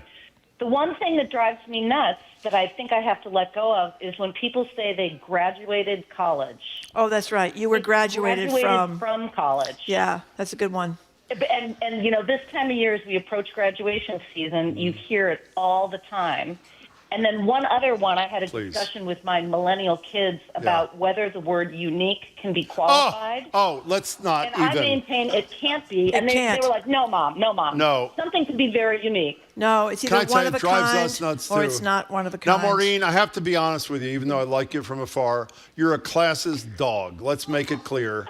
Based on Evan's, I don't want to make fun of Evan because I loved him, actually. Maureen, thank you for the call. I'm glad she brought that up. I forgot that. In my top 5 list, using it, is it an adjective or an adverb? Before unique puts me right over the edge. You either are unique or you you're are not unique. I know, that's gone correct. by the boards. Everybody says it wrong. Oh, well. Okay. You are judged your entire life on your grammar and your table manners. That's from a texter. Do you know who told It's not Peter? fair, We but had it Peter should- Wolf yesterday. We never got to. Who was the one who told him? Was it Faye Dunaway who said he had horrible table manners? Yeah, he did. Yeah, yeah. She said he held his knife and fork like they were swords. That's right. And just went in I'm with like him. this. So she told Great him book. that she couldn't Check it eat out. with him Liz- if he didn't fix his table manners. Liz has another fabulous one. Okay. Liz in Situate, welcome to the show. Hi. Hi, Jim and Marjorie. I've never called in before, Oh, my but I God. felt compelled. We're thrilled to have you. Well- What's up? Thank you. Well, the lady mentioned should have, but I had to complete it. Should have went. Should have went. Oh my God, you hear that all the time. Marjorie's holding her head. Should have Liz. went. Yep. But you have another good I'm one. from New York. Go ahead. I'm from New York, and originally it was a lot of should have wents. Wait, you called with another one. What's the other one? Yes. Oh, my absolute favorite. Irregardless. Well, can I tell you something that's going to upset you? Because it upset me. When we did this last time, which was about 8 months ago, we had another caller who said irregardless, and I totally agree with him. And I looked it up, and I just looked it up now. This is admittedly AI on Google, but nevertheless, irregardless is a non-standard word that means the same as regardless, meaning it's non-standard, but it is actually a word, Liz. How do you react to that? I react to it like a lot of things that are happening in this world today. That you can't handle. She's horrified. I'm horrified too. No, Liz, thank I you. can't. What's that? It's going to put me over the edge. Well, Yeah. good. I'm sorry to hear that. Liz, thank you very much for the call. I'm there. still looking for a good explanation of that versus which, and I still haven't found one. Wait, I know this is not grammar. You know what they say in New England? I've only lived here like 35 years now. Not for nothing. Not for nothing. What is that exactly? I don't know. Does that upset you or no? Apparently not. Well, I mean, I spent my entire childhood getting corrected by my mother because I was surrounded by people saying, he uses girls and he says and she says. And What's wrong with that? It's not good grammar. So who's the guy in the audience who's upset about lie versus lay drives? I'm with you, by the way. Do you have any idea which one works in which situation? You do? Well, it's good. Do you know which is lie? Unfortunately, he's not mic'd, but I agree with him. Lay takes an object. Is that right? I lay the blanket down. I lie down. Do you want Marjorie to explain that and which to you now? I can't explain that and which very well. Okay.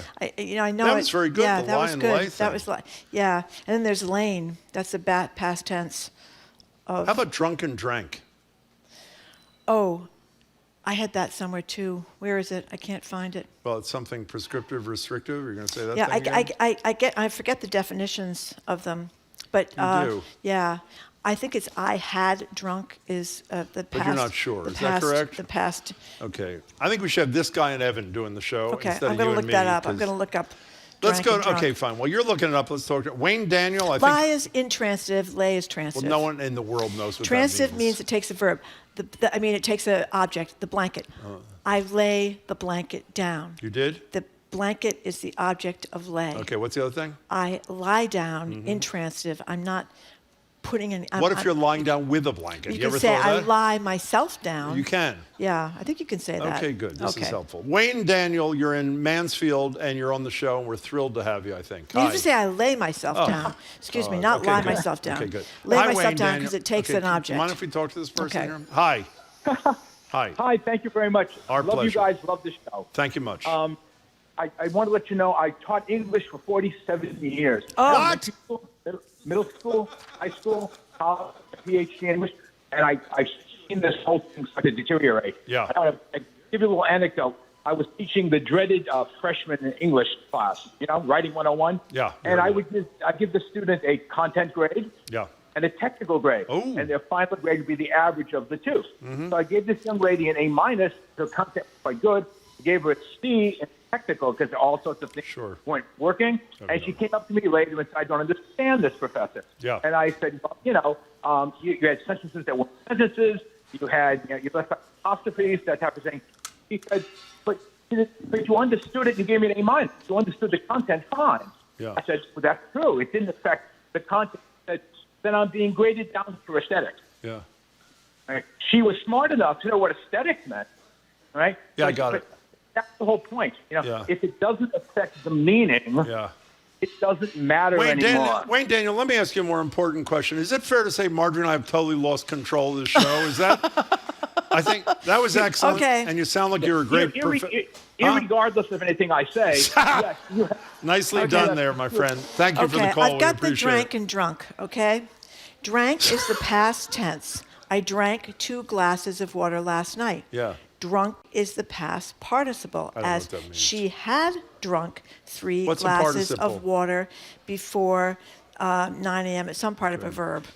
Okay, so I drank a cappuccino this morning. Okay. I have drunk my fill of cappuccino. Very good. Okay, you got it? No. Okay. I'm what trying. is a participle? It's part of a verb. Past participle. Yeah. I don't know the definition, but it's part of a verb. Okay, Mark in Waltham, help us, please. Hi. So this show's had a big impact on me. Yeah. That's a good one. Thank you.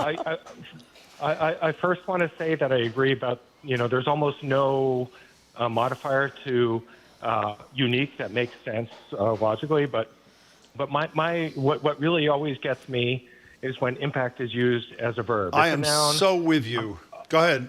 I'll never be over it. I'll never be over it. And why? By the way, it's funny, and I'm not just saying this to agree with you. If I had to pick the 3 or 4 word usages that are fairly common that make my blood run cold, impact is a verb, is one of them. No, it makes me feel less of somebody if they do it wrong, and it's not fair. I agree with it's racist the and guy who was classist, on before about yes, exactly. I know it's all true, but I still think less of you if you do it wrong. Mark, you're an honest man. We really appreciate your call. Call us again anytime. Thank you very much. Okay, a participle is a verb that can be Yikes. used as an adjective. It is? As in, I liked the polished surface. Yeah. Polish becomes polished. It does? Yes. Okay. All right. Okay. I guess I'm not getting through with any of my definitions. I'm sorry. Richard in Who Brookline. wrote that? Anonymous wrote, I do this, and this bothers me too, and I do it. What annoys me is when Jim, that'd be me, drops his G's. Like when I say coming and going. Yeah. I hate that. Or fixins, but you're the one that says fixins. Fixins. All They're the not fixins at Thanksgiving. They're you have the turkey, fixings. you have the, well, that's true.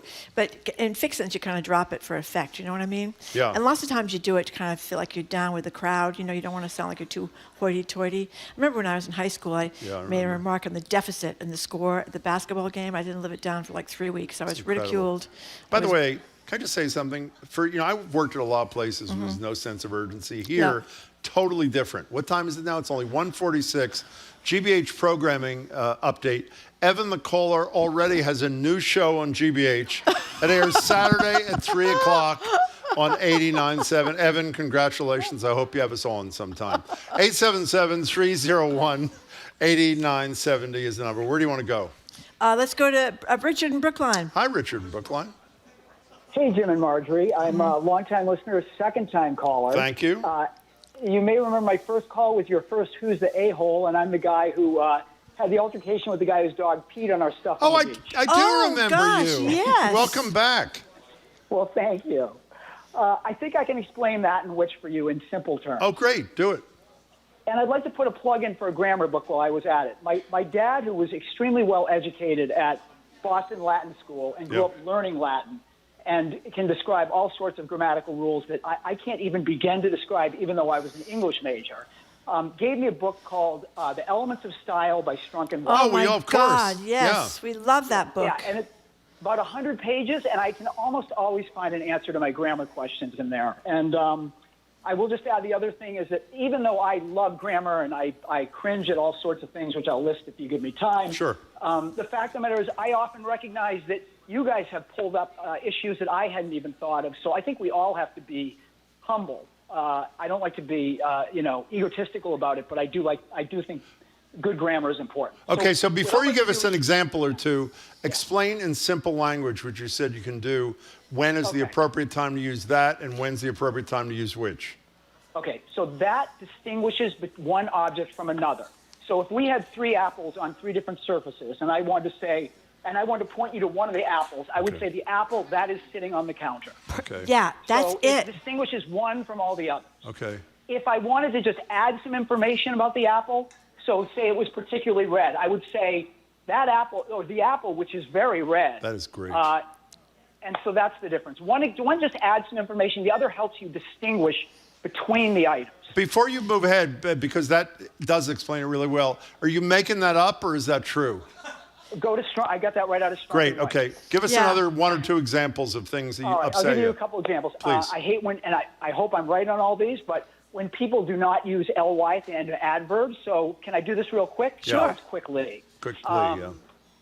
Irregardless, I'm going to say that may have made its way in, but if we use enough words long enough, the dictionaries tend to do that.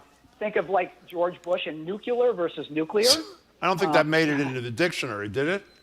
It may have a place like irregardless. I'd have to go look at that. Okay, go ahead.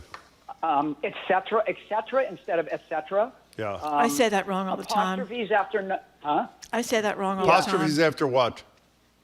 Apostrophes after like 70s, like 70 apostrophe S, which the Chicago Manual of Style will accept now. I don't like it. I didn't know that it was wrong. Really? I thought it was IES. Yeah.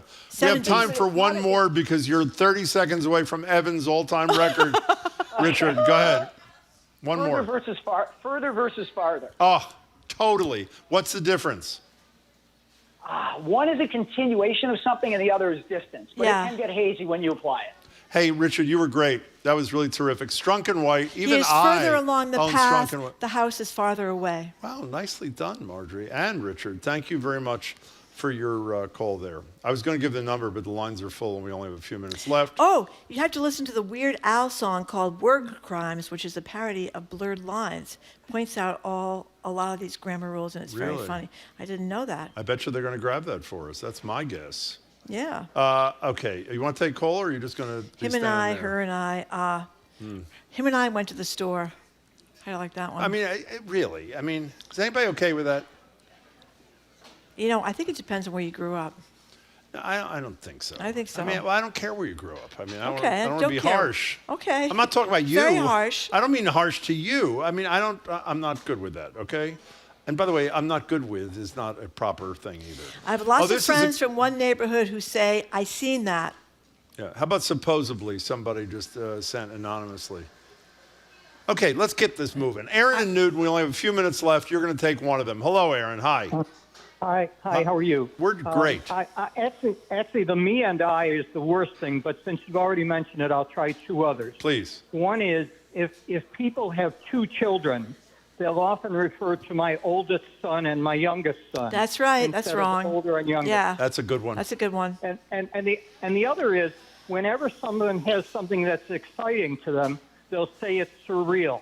I do. When it was just exciting, and it wasn't, or otherworldly. Stop it, Marjorie. Otherworldly. Yeah. Okay, guilty as charged. I got it. Aaron, thank you. I take that in the spirit in which I think it is given. Thank you very much for your call there. Are you about to read something, or what are you doing there? No, I was just looking at the text. Okay, let's take a call then. Okay, let's take a call. Yvonne, you're in Arlington, and you're on the show. Hi. Hi. My absolutely worst grammar thing is to have somebody say, I feel badly. It's supposed to be, I feel bad. Yeah, that's a good point. Yes. Yeah. And because people do it all the time. Right. I think it maybe started with therapists or something. Sure. How much does that upset you, Yvonne? A lot, right? Oh, it just grates against me. I can tell. Horribly. I can hear it in your voice. Okay, thank you. That was terrific. Anonymous texter says, I don't think less of people who do not speak correctly, but I do think fewer of them. Which I think that's pretty good. That's the other ones where it's an intransitive verb. You see, I feel. I don't know what an intransitive. Doesn't take an object. Oh, the badly. Well, thing. that's wrong though, because it does take an object. Because I feel hot. No, that's not. That's an adjective. Oh my God. I feel words. I think it's an intransitive verb. Okay, I'll have to check fine. that out later on, Jim. This is going to drive me crazy. I'm going to be up all night doing this. Kate from Duxbury, what do you think?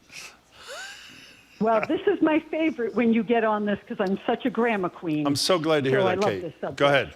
I am. Good. And supposedly is like fingernails on a chalkboard. It is. It is. There's no B. It is. But my other one, which you never mentioned, What is it? those ones.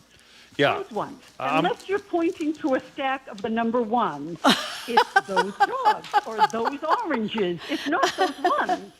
Well, I have to say to you, one of my daughters, I will not say which one of my daughters said that a lot.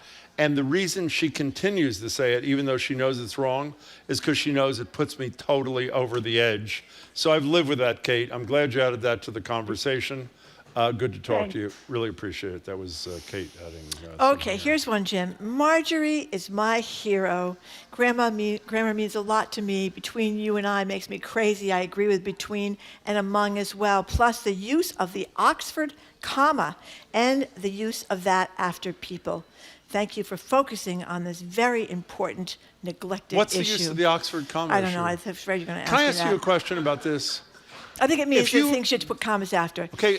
Him, Jim, Jamie, and Marjorie. Now, some Okay, people fine. say you need a comma after Jamie. Before the and. But some other people say you don't. don't before one the of them and. is the Oxford and one of them is non-Oxford. Okay, That would here's be my question to understanding. you. What? If you have something in quotations, and there clearly has to be a comma that comes after the quotations. That has changed. Is the comma inside the quotations or outside? Historically, it was always inside the quotations, but I've seen it now where people boldly have moved it to outside the quotations. Wow. And I am still recovering from that, Jim. I find it very upsetting, and I don't quite know how to do with You're it. obviously not fully I've recovered. talked to the therapist about it. We're working it through. So here's a note to introduce our friend Jared Bowen. Jamie, who you probably know has something to do with our show, says Jared walks in here and gives me this look that says, "This is the lead topic on my show. What are you doing?" Is that what the deal is? We're not doing grammar on the show today. Well, maybe you should bet be. you have It's very hot. good Although grammar. Joyce Kilhaywick, who's filling in for Kelly, Hello, Joyce she Kilhaywick. has How one. are you, Joyce? She begged the question is not what it means. She was just explaining what does to it me mean? that it means you're making a beggar of the question. It's making the question moot. Do I have this?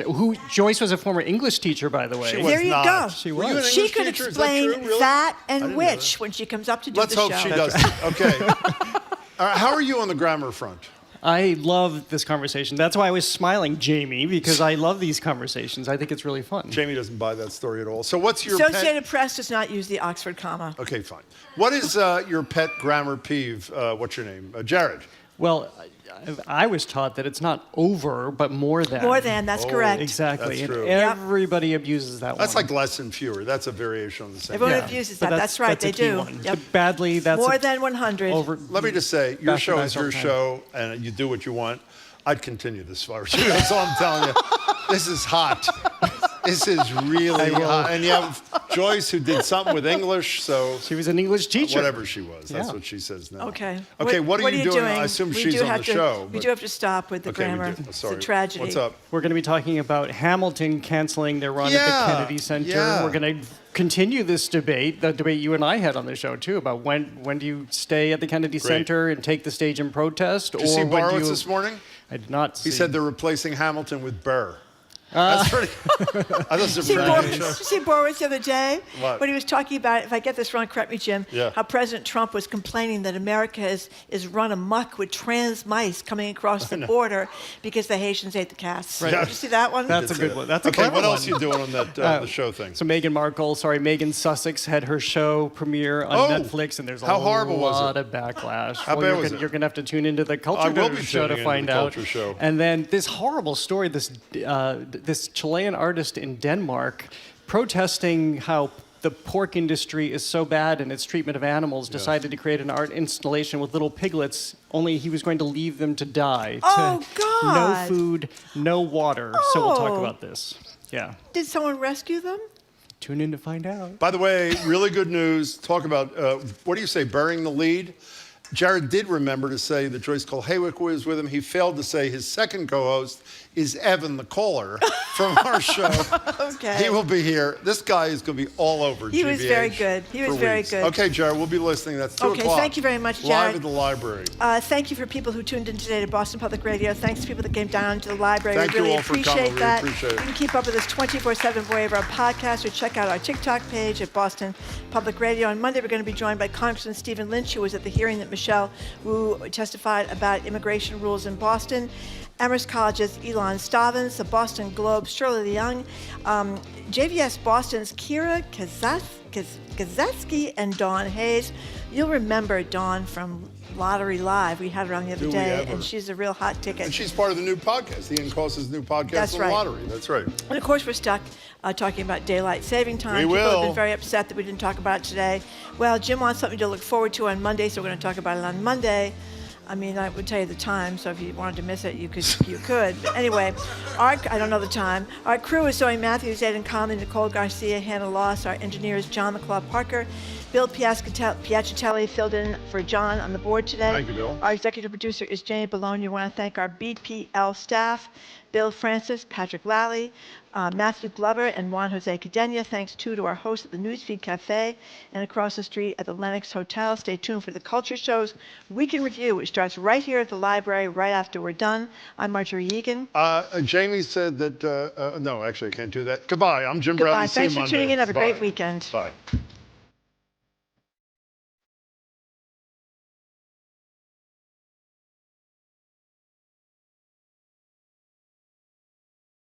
What's trending? What's interesting? What's going on around town? We're talking all things arts and culture on The Culture Show, next on GBH 89.7. Funding for our programs comes from you. And Turkish Airlines, flying to over 300 destinations worldwide, including Athens, Seoul, Mumbai, and more. A complete list of destinations and more information is available at turkishairlines.com. A journalist discovers he has Alzheimer's and sets out to document his journey, prompting conversations, awareness, and action to prevent this silent thief from robbing people's memories. Don't miss Have You Heard About Greg? Tonight at 7:30 on GBH2. You're listening to 89.7 WGBH HD1 Boston. Online at gbhnews.org. GBH News. What matters to you? I'm Jared Bowen. This is The Culture Show. Coming up today on our Arts and Culture Week in Review.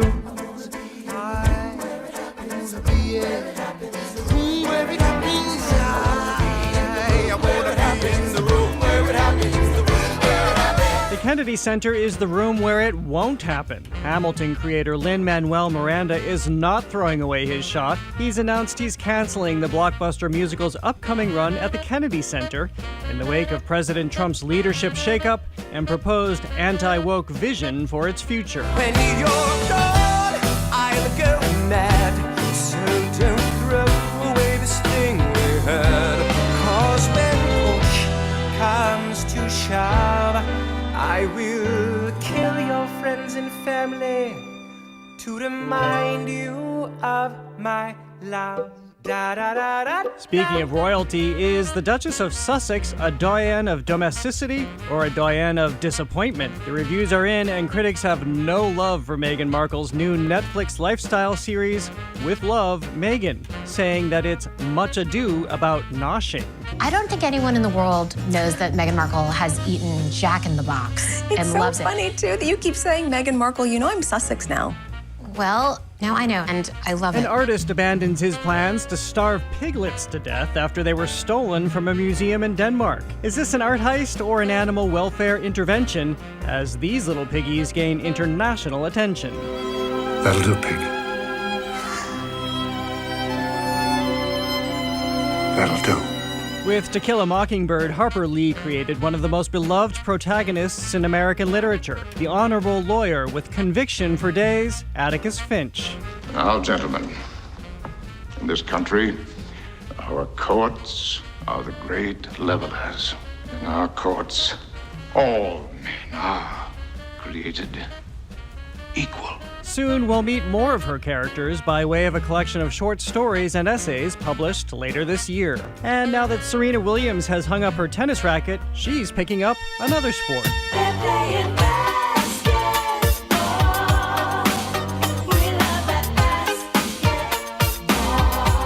The tennis legend now has an ownership stake in the WNBA. Finally, another chapter in the Drake-Kendrick Lamar feud has come to a close, with Drake settling his pay-to-play dispute with iHeartRadio. I'ma do my stuff. Why you trolling like a ain't you tired? Trying to strike a chord and it's probably A minor.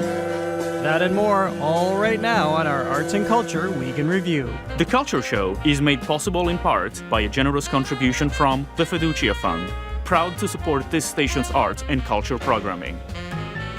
Welcome to the Culture Show live from the Boston Public Library. I'm Jared Bowen. I'm Joyce Kulhawick. And I am James Bennett II. We are going over the... Negotiate the terms of surrender. I see George Washington smile. We escort their men out of Yorktown. They stagger home single file. Tens of thousands of people flood the streets. There are screams and church bells ringing. And as our fallen foes retreat, I hear the drinking song they're singing. We're going over the week's top arts and culture headlines, starting with Hamilton, the blockbuster musical about the birth of American democracy. It will not be part of the Kennedy Center's America 250 celebrations. Instead, Lin-Manuel Miranda is canceling its run amid leadership and ideological changes at the Kennedy Center. So we've been talking about this here on the show, on the Week in Review show, throughout the Monday through Thursday show for artists who've already have been impacted by this situation at the Kennedy Center. And basically, Lin-Manuel Miranda looked at this and realized that they hadn't signed any contracts yet. And first of all, it would be precarious for them to appear at the Kennedy Center because they didn't want to be canceled at the end of the day. But at the same time, this is pretty significant because the Trump administration has largely indicated they want arts that are going to have any sort of government intersection or funding to be revolving around the nation's heritage and its 250th anniversary celebrations. But Lin-Manuel Miranda said, no, we'll go somewhere else. Thank you very much. Yeah, this always presents a problem for me in terms of, how does one stand up? And I know you've probably discussed this already. Do you pull out or do you stand your ground and not cede that territory? And I'm thinking about those lyrics. I'm not throwing away my shot. I'm young, scrappy, and hungry, and I'm not throwing away my shot. And so what could be more appropriate on the stage of the Kennedy Center than the retelling of the founding of the country through the lens of the immigrants who founded the country and what that means. And is there a way to contextualize that? And isn't that what those audiences need? So I'm always, what is the expected or the desired outcome if they just don't show up? They have the choice. Other people didn't have the choice, like the Gay Men's Choir of D.C. and New York City and other people who were canceled, but Rhiannon Giddens also decided to withdraw. I get it, but I'm sort of, I'm on the fence about what this is. I'd rather see them stay and fight. That's just me. Yeah, no, I don't want to say I totally agree, only because, like, Lin-Manuel Miranda might be the last person I want to be right now, because I do feel they're kind of, screwed if they do, screwed if they don't. If they had decided to go through this and hadn't canceled, listen, Hamilton is good. I like it. It's technically sound. It is corny. And I feel that, like, I'm serious, and I just feel that, like, corny. Yeah. From a rap perspective, 100%. And the thing is, I think that, knowing Lin-Manuel Miranda's politics, his camp, they can't really afford to be corny. We heard the "We Shall Overcome" at the joint session of Congress on Tuesday. We saw the shirts and the signs, the kente cloth and the kneeling. It's like you're setting yourself up to be dunked on and your team to be dunked on, but at the same time, so in that sense, I get not doing it. But like you said, you have that platform, right? You created this story in this era of Obama level optimism that things would work out and be okay. Remember back in, I think, 2017 it was, when Miranda 2016, right, when he directly addressed, Mike Pence, from whatever Broadway theater they're doing at the time. Oh, yes.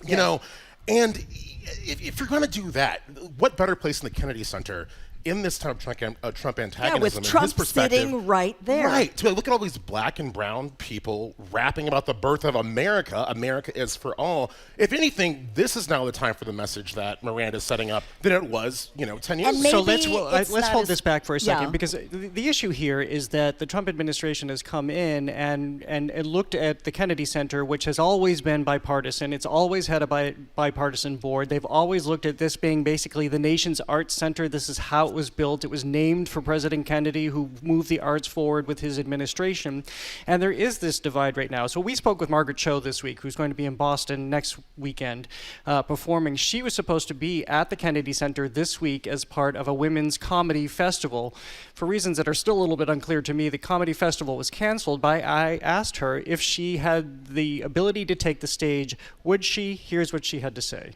Like, my way to protest would be go on there and say exactly what I was going to say, and be exactly as assaultive and rude and aggressive and terrifying as I can.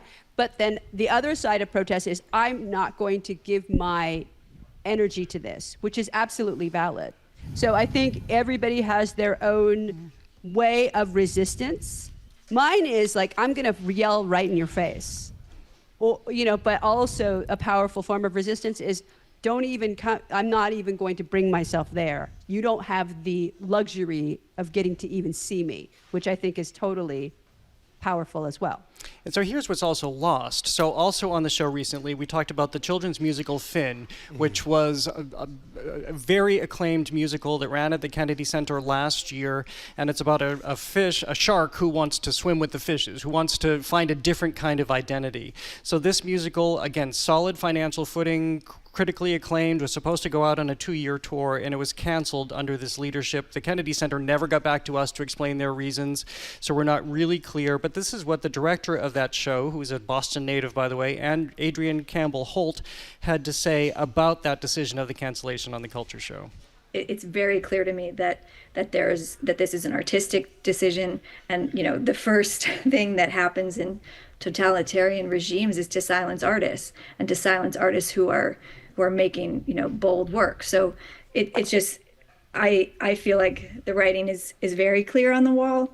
I hope to work with the Kennedy Center again. I certainly believe in putting your big kid pants on and just working with people even when it's hard. I also want to go and get the work to the people who need it most. So here you've heard a couple of different views for a couple of different elements of this. And by the way, you can hear those full interviews on our podcast, available wherever you get your podcasts.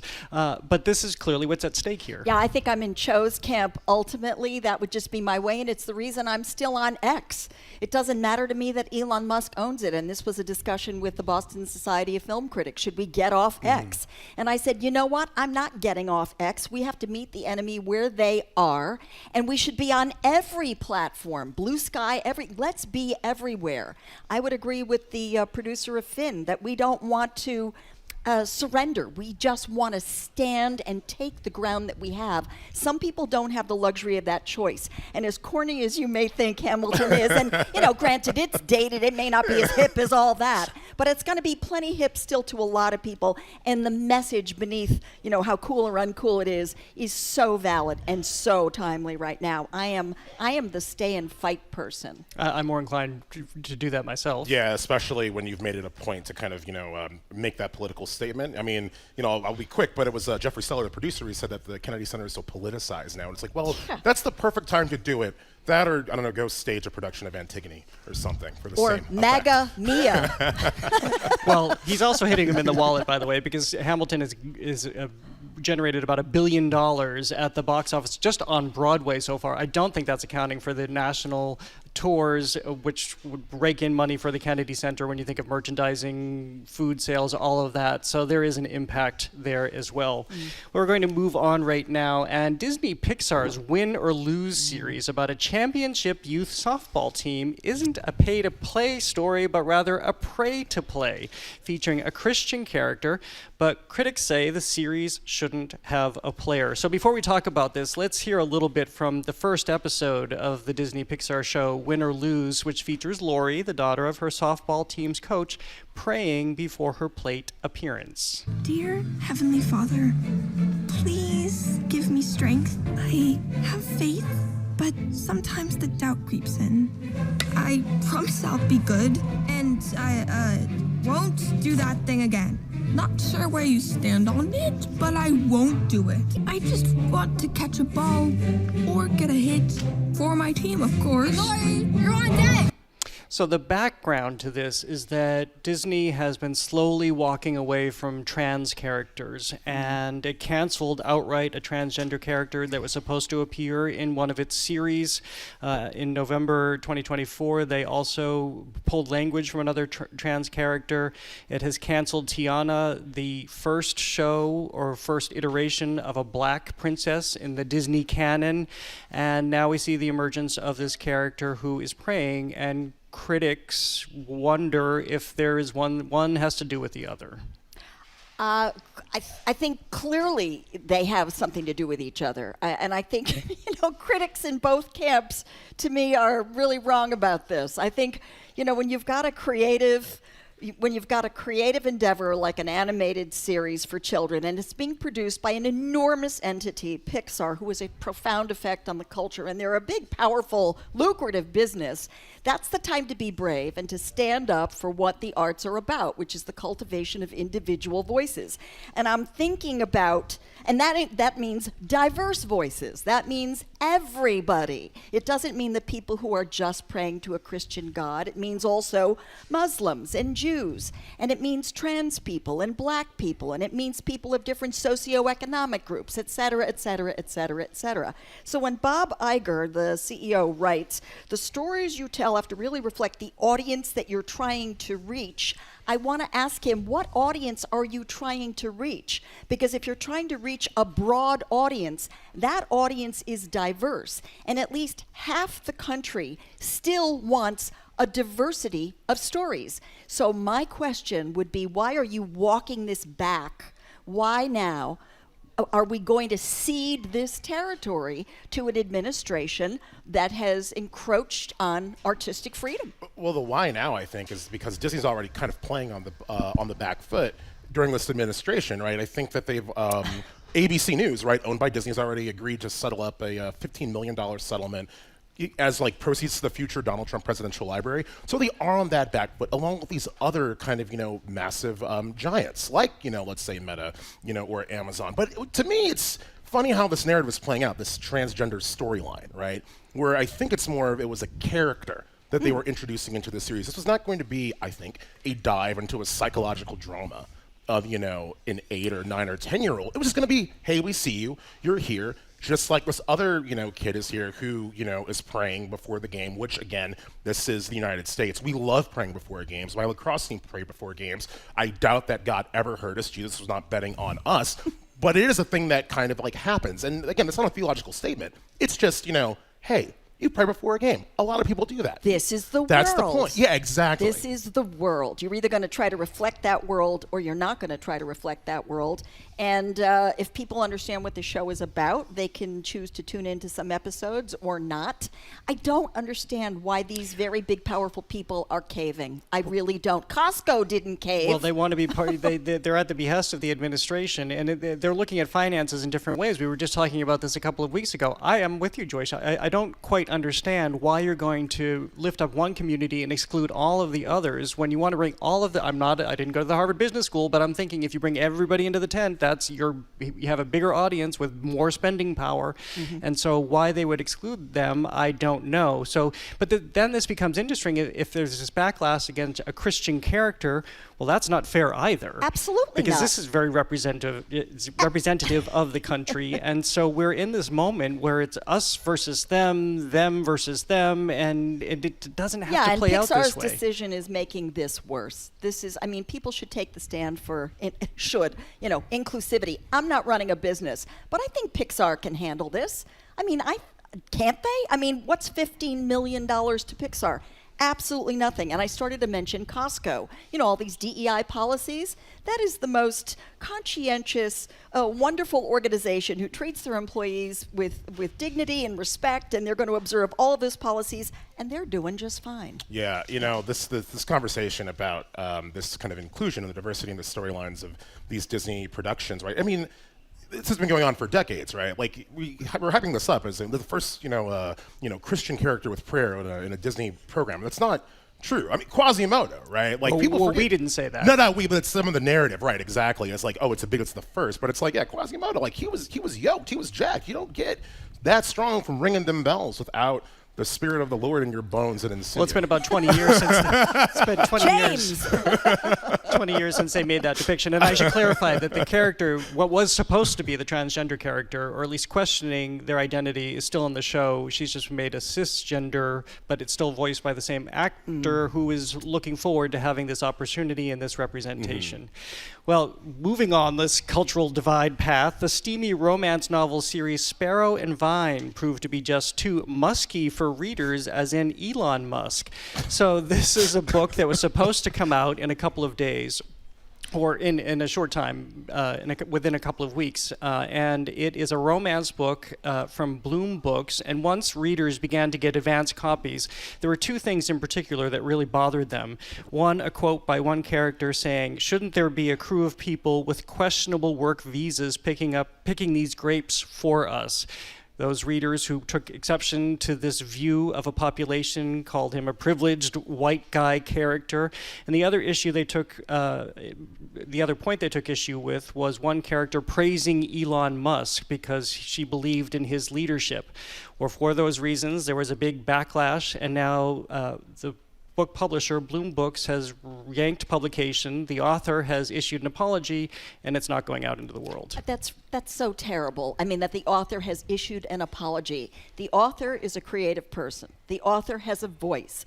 The author also made the point that those particular characters, the one that was perceived as racist and the one that said nice things about Elon Musk, were examples of flawed characters. But is it that we can't name anybody that certain segments of the population have objections to? This is censorship, and now it's censorship from the left to the right. This is all wrong from my point of view.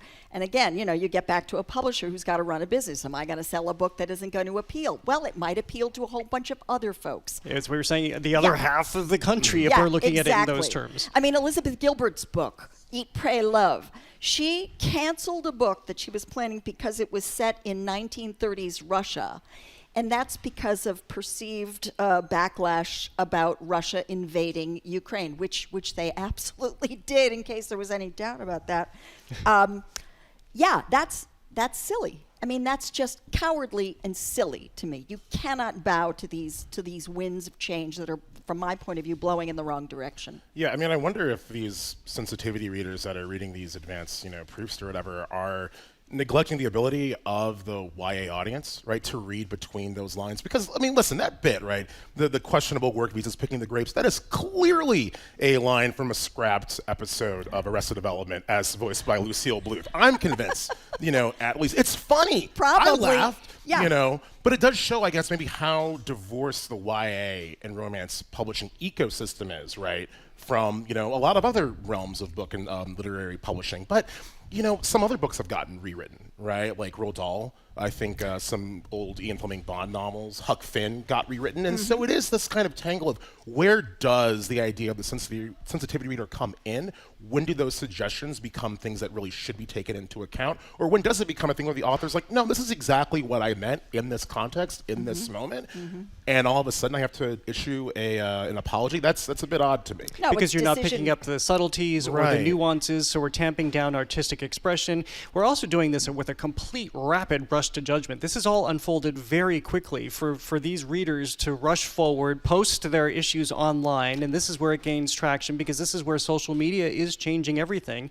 And by the way, Joyce decision by trolling, by Exactly. unsophisticated people who may not be able to read between the lines and understand what this author was saying. And if you go back to your Elizabeth Gilbert example, there were a whole bunch of authors right after she pulled that novel, and basically it was because readers in Ukraine at the time said this is totally insensitive of you, even though her novel was set in the 1930s and it was about a Russian family who was trying to remove itself from Russia to pull away from the government. A lot of authors came back afterward and said, Elizabeth Gilbert, what are you doing? Why are you capitulating here in this circumstance? And again, this is happening. And obviously not everybody's going to agree. People shouldn't agree. This is the whole point of art, to create conversation and provocation and to some degree division so we can all gather around and talk about it. Well, exactly. And who knows what she was going to explore in that 1930s setting of Russia there, which might have yielded something really profound and really funny. But if you rush to judgment and only have a superficial assessment of, what it is you're seeing, and then everybody's reacting to it, I mean, there you go. Again, decision making by social media and by trolling. Yeah, not to sound like a crank at all, but this reminds me of the time I was playing some kind of game a couple years ago. It was a card game, and I had the trump card, and I played the trump card and said it. And one of the people I was talking with said, "Why? Why did you call it a trump card?" And it's like, well, that's. I'm clearly not trying to antagonize you in any way politically. And then it became a whole blow up. I won the game anyway. So. And then you gifted that person a dictionary. All right, you're listening to our Arts and Culture Week in Review live from our GBH studio at the Boston Public Library. Coming up with Love, Megan. It's a buzz-worthy lifestyle series. Literally, the Duchess of Sussex fancies herself a beekeeper among other domestic goddess talents. That conversation is next. Stay with us. The Culture Show is made possible in part by a generous contribution from the Fiducia Fund, proud to support this station's arts and culture programming.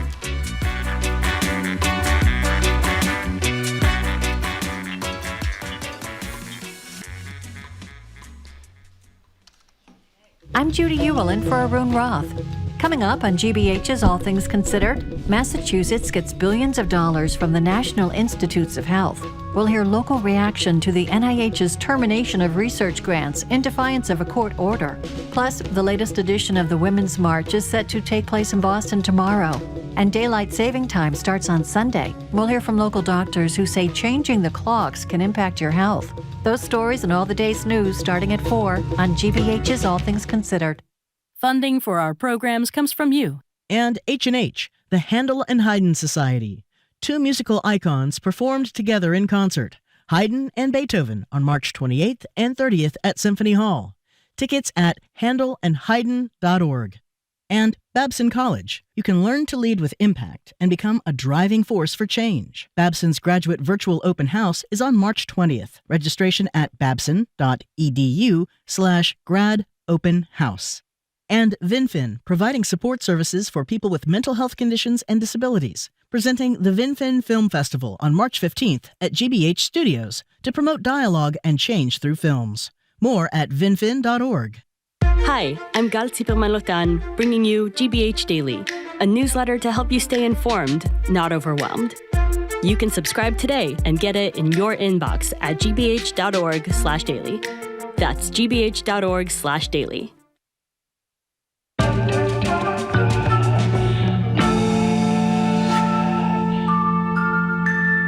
Welcome back to The Culture Show. I'm Jared Bowen, live from our GBH studio at the Boston Public Library. I'm joined by co-host James Bennett II and Culture Show contributor Joyce Kulhaywick. She's an Emmy Award-winning arts and entertainment reporter and president of the Boston Theater Critics Association. You can find her reviews on joyceschoices.com.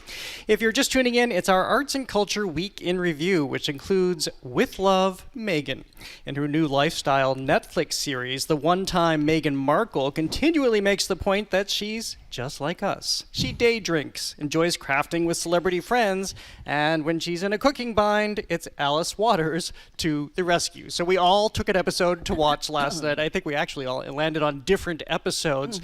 I have to say, first of all, there's so much backlash, and we know that people love to hate on Meghan Markle, Meghan Sussex anyway, but this is not a good show. This is a really, really boring show, and this is somebody who hasn't touched a mixing bowl in years pretending they can be Martha Stewart. I was flabbergasted because this is all part of this $100 million deal that Meghan and Harry have with Netflix. Their first docudrama about their relationship did really well, and everything subsequently, including the Polo series, has tanked. And although this is rated high at the moment this week, it's one of their top picks on Netflix, people are not enjoying it. You know, I watched it this morning for the first time, and I watched episode 1. And at first I thought, it seemed boring to me. I thought, why is she starting with bees? There was no context for this. I didn't know the woman was a beekeeper. And then I realized by the end of the episode that it all tied in with honey and bees, and everything that she made had to do with that. I get that she's been inside the fairy tale, so people want to know about her, even though they've tried their best to demystify that fairy tale. I think there is a good show here. I did see glimmers of it. I actually liked some of the recipes she made. I thought that cake looked delicious. I thought that plate of crudité, while ordinary, was beautiful, that it had to do with presentation, and that it wasn't solely about cooking. It was about her friend, Dan, who came to visit. It was about having a guest. It was about where they lived. It was about a certain kind of lifestyle that she has. Well, it and should I be have clear, to say, it's not shot in her house. It's shot down the street. Yeah, it's shot down the street. But I was thinking, I know how long it takes to get a show on its feet and to find your rhythm. This is true. This is very true. I think there's a show here, and I found it very soothing and actually kind of ultimately beautiful and okay. And I thought that pasta dish looked good. And I think people are being incredibly nasty. Were you really hungry this morning when you were I'm watching always the show? hungry. James, what did you think? I've made a conscious decision years ago that I'm not going to dunk on Meghan Markle ever. So I like how you brought this up, because I spent some time watching some of the show, the first episode and some clips from the second, thinking, how could this be good? And Jared, you led with this saying this is part of this $100 million deal on Netflix, and that's Netflix's whole kind of, mechanism. They throw money at anything because they have it, right, to see what sticks. The question is, are they invested in improving upon it? I think this show could actually work if it were on YouTube. I don't know, I think it was a couple days ago, the YouTube CEO, Neil Mohan, he revealed this data that said that more people are watching YouTube on their TV at home than on their phone or on their computer. And the thing is, I feel that this show, from Love with Meghan or whatever, it's like, 39 to 50 minutes per episode, way too long. There was an entire ecosystem of get to know me, come into my kitchen, I'm an amateur cook, here's a friend with me, cooking, content kind of world that exists on YouTube with some big names, right? Martha Stewart, for example, speaking of her, did the first episode of Harper Bazaar's Food Diaries. I believe Cooking with Paris, it was with Paris Hilton, kind of funny, very self-aware. It could have been something like that. And I just think that you have to think about the format for which this thing kind of goes for. But it's interesting that you make the Martha Stewart comparison, because Martha Stewart, I don't think, ever pretended to be anything that she wasn't, which is somebody who's a little bit severe, doesn't cascade with floweriness and happiness. She's just telling you her level of expertise. And what I saw in this show was Meghan Markle, who is advising you, if you want to have your dehydrated fruit in your cocktail, then, well, you could dehydrate it in the oven. I'm not going to show you that, because you should just put it in your dehydration machine. I mean, there is a level of total, utter remove here. And let's just call it what it is. This is somebody who was part of the royal family. That's fine. Yeah, she was the princess who came about and survived and did what she's doing now and gets this $100 million deal. But she is not really necessarily touchdown on planet Earth, because a lot of that I felt like came to the fore in this series, and that's fine if you acknowledge that, and it doesn't seem to be acknowledged here. One more bit. Yeah. We find this in her recent exchange on the show with her own friend, Mindy Kaling. I don't think anyone in the world knows that Meghan Markle has eaten Jack in the Box and loves it. It's so funny, too, that you keep saying Meghan Markle. I'm Sussex now. You have kids, and you go, no, I share my name with my children. Yes. And that feels so, I didn't know how meaningful it would be to me, but it just means so much to go, this is our family name, our little family name. Well, now I know, and I love it. So yes, she was schooled. It is Meghan Sussex. Oh, people made too much of that. It's like, her name is Meghan Sussex. And what better way to get that out there, because Meghan Markle is so ingrained. So I'm thinking, fine. And Mindy Kaling could have made a joke and said something, but she didn't. Maybe she was caught a little off guard. Whatever. I guess I think it's social media overreacting. There were a couple of missteps in that first episode where she's turning, the bags that you use for piping. She's using plastic bags. Okay, so you shouldn't be using plastic bags. And she's pouring like a snack, peanut butter pretzels into a plastic bag for her overnight guest. I mean, these didn't reek of expertise or environmental consciousness or anything like that. So there's a certain lack of kind of, awareness or expertise. But I agree with you, James. There is a show here. She's an interesting character, and she's a little nervous yet on camera. And she's got to open up and settle down. And I'll tell you what that show is, because Jared, you had, led with this thing about, the difference between her and, let's say, Martha Stewart is Martha Stewart leans into herself. I think Meghan Markle could lean into herself. And what makes this show great is to have one of her friends take her way outside of her comfort zone. She is with Kerry Washington. Kerry Washington is from the Bronx. I would love to see a show where, Kerry flies out Meghan to New York, and they just do a Bronx street food tour. That could be something. I don't know. Let's get outside of that cottage down the street from her house. She certainly has convening power. Yeah. Anybody might want to be on that show. 100%. She could invite anybody. Well, I think we've just established our consulting business right here, our TV consulting business. Well, Meghan Sussex uses leftover bacon to make dog biscuits. In Denmark, an artist decided to protest deplorable animal welfare conditions in the pork industry. This is how he did it, by leaving 3 piglets to starve to death. He thought his art installation featuring the suffering of a few could inspire a revolution. Instead, it inspired an animal welfare intervention. This was just horrible, and this is the kind of story that gives the arts such a bad name, and why people think that the museums and galleries and artists are so elitist that something like this would happen. And to explain how this played out, yes, it was supposed to be in a meatpacking district gallery in Denmark, where these 3 piglets were going to be left. They would be watered, but they would not be fed. They would die, and then this would call attention to these horrible injustices in the food processing industry, which for pigs it's huge in Denmark. It's huge in exports, but of course people were outraged. The pigs were ended up being taken away. It turns out it was one of the artist's own staff members who went and called the authorities and had the pigs carted out. Nobody knows where they are. They know they're well taken care of right now. But what was this artist thinking? Yeah, I was horrified when I first heard this. I was so relieved when I discovered they had been rescued. Thank goodness. And for all we know, the artist may have actually planned that. It sounds like it. Because he raised a lot of awareness about the suffering and put people in touch with their own sense of, oh my God, when we see it right in front of us, now we get it. And we don't see. If you're here at the library, or if you're tuning in online on YouTube, watching at home, as James has said, instead of your phone, we do have an image of what this exhibition looked like with these piglets. Sorry to interrupt you, Joyce. They're in shopping carts. So that's kind of interesting. because we're all buying this stuff at the grocery store, and we don't have to confront where these animals come from. I think about this all the time. I am a meat eater, but we make a point of getting our meat from sustainably raised and consciously and humanely raised creatures. I don't need to eat a tortured animal. The irony, of course, is that he was potentially going to make animals suffer to protest animal suffering. So I'm hoping that his intent here was to have them rescued. And I do want to tell you that there is something called the Popular Pig podcast, which I actually had already subscribed to.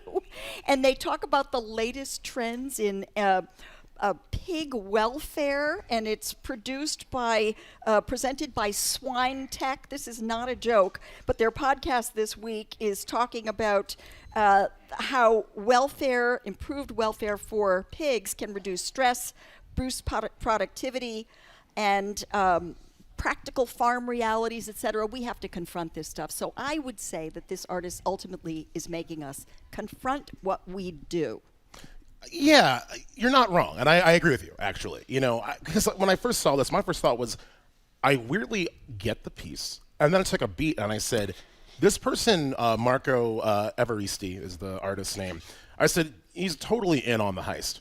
Like, that is the point. But the problem is, because he obviously can't say it, because it needs to at least look like someone intervened and, saved these pigs for their own welfare, he's kind of left looking flat-footed in this way, right? For obvious reasons. Like, he wants to draw attention to porcine welfare in the food industry.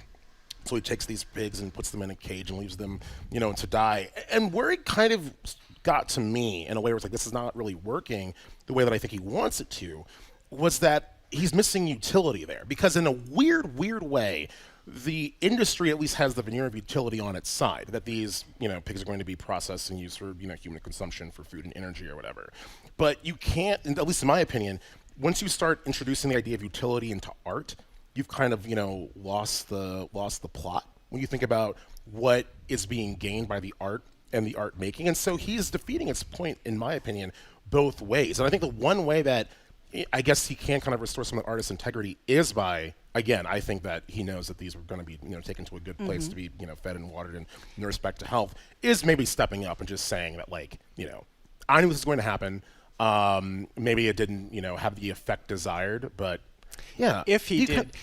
That's a big if. I want to make that clear. I'm also realizing. I think it did have the desired effect. And I'll share why. Because Okay. I'm also realizing that I'm being a hypocrite within this show. Because just a little while ago at the Kennedy Center, I was talking about this as the purpose in the book. I was talking about this as a purpose of art, is to be provocative. Here, this artist is being provocative, and now I'm criticizing it.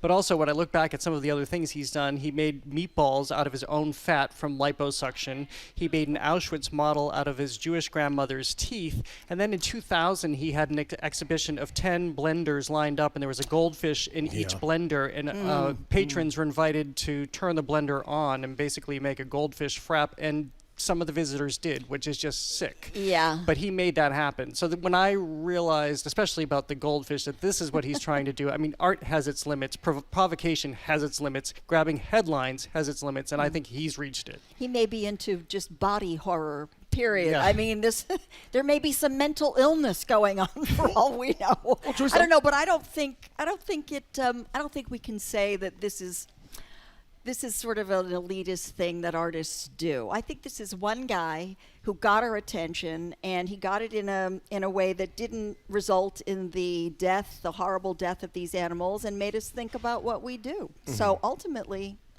and I'm choosing to think he knew they were going to be rescued. And I just want to quickly say, I'm glad you brought up you just kind of mentioned body horror, because I do think there is a way to make art that does kind of interrogate what it means of having you, the audience or the recipient, root for or be invested in or not turn your eyes away from something horrible that's happening. But if we think about it in the context of film, at least we know that it's not real, and it's still equally as powerful, if not more so. The intention, I think, in a film like The Substance, for example, body horror, exactly, is there some titillation involved. But that was a very thoughtful film about the way in which women externalize the damage they do to themselves. So that's a whole other conversation. Well, presumably these pigs are going on to live a very happy life I now. hope so. Well, before Harper Lee wrote To Kill a Mockingbird, she wrote a series of short stories, which will be published for the first time this fall. So this has been an interesting narrative and arc of the publishing career of Harper Lee, who, of course, in her lifetime, for most of her lifetime, had only one book, and of course that was To Kill a Mockingbird, and she was heralded. She won all of the prizes, and it created so much conversation in this country. And then we know that at the very, very end of her life, poof, suddenly this last manuscript was discovered, and they rushed out another novel shortly before she died. So this is why I'm looking at this moment with one raised eyebrow, because the family is claiming that in her New York apartment they found this trove of essays and short stories that will be published this fall. And they say they emerged. It was kind of a sudden discovery. Well, she died a number of years ago. And this, to me, to some degree, sounds like a cash grab. And I also wonder about the ethics of this. If you have somebody who only published once in her lifetime, I'm venturing to say that Harper Lee knew exactly where her materials were stored. She knew exactly what she had written over the course of her lifetime. And now that she's gone, it's being published. You can also argue that when people deliver their archives to any number of universities and historians and academics go in, they resurface them in biographies and whatnot, but this just feels a little different to me. You know, it doesn't feel like this at all to me, Jared. This feels to me like they really found some manuscripts. She gave no directions about how I don't want this published. That we know of. That we know of, right? What else can we go by? We'd have to read an awful lot in to imagine there's something really nefarious going on here. And I think the New York Times verified that this trove was found 3 years prior to when her lawyer claimed they were found, and that they investigated and Harper Lee gave her permission, etc. And as far as I know, she wasn't suffering from dementia. She was blind, she was deaf, she was in an assisted living home. But I mean, I think we have to take this at her word. And I'm thinking I can't wait to read these essays and these short stories, which cover, you know, her background and characters from Alabama all the way to New York City. There's short stories and there are essays. So I think it is a treasure trove, and I can't think of a reason not to publish them unless we imagine all this awful stuff. Yeah, I mean, I really hope that there was some due diligence done this time around before this publication, because you alluded to the end of her life. I think she was 88.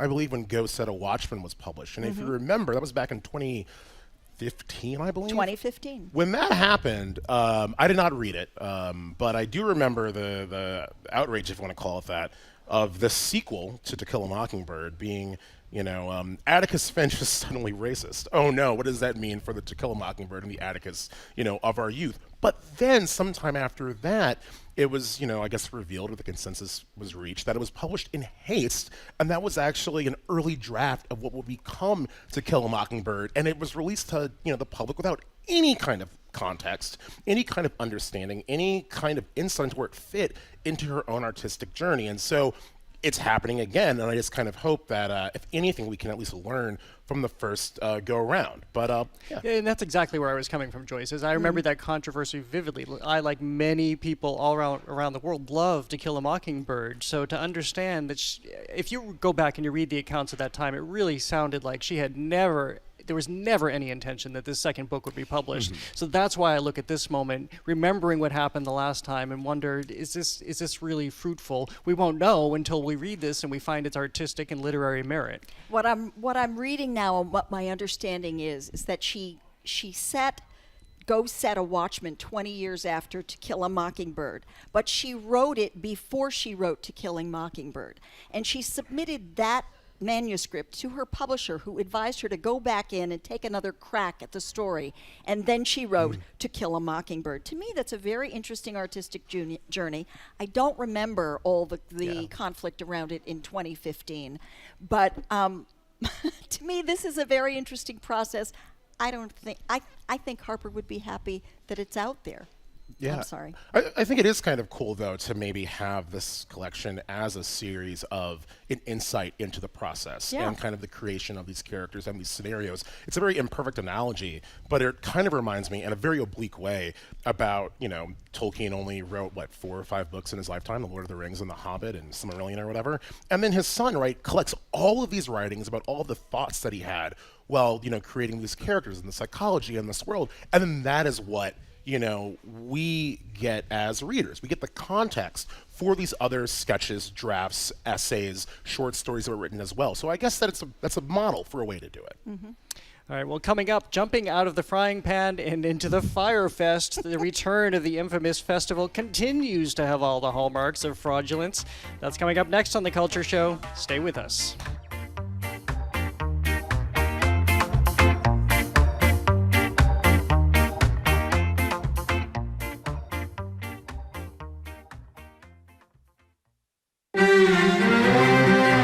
Making movies is expensive. In Hungary, lots of filmmakers depend on federal grants to bring their vision to the big screen. But directors there say that funding is sometimes pulled if the government doesn't like the work. We can assume that political reasons had a part in that decision by them. That's next time on The World. This afternoon at 3, here on GBH News 89.7. Our programs are made possible thanks to you. And Emerson Colonial Theater, with a Broadway production of Jason Robert Brown and Alfred Urie's musical Parade, coming to Boston for 2 weeks, this March 11th through March 23rd. Tickets at emersoncolonialtheater.com. And Dover Rug & Home, rugs and carpeting for today's lifestyle with in-home rug trial and design consultation. Dover Rug in Natick, Boston, Burlington, and online at doverrug.com. Dover Rug, rugs and the people who know them. And the Museum of Science, the heart of New England. Their giant screen production is narrated by Uzo Aduba and Mindy Kaling. You can see it now in the Mugar Omni Theater. Tickets and more information at mos.org. Massachusetts was at the heart of the American Revolution and the gambling revolution. The Massachusetts lottery was very innovative. I'm Ian Koss. Listen to Scratch and Win wherever you get podcasts.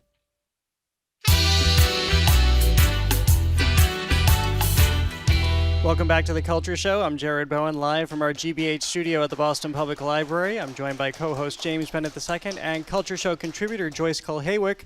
It's Friday, which can only mean one thing.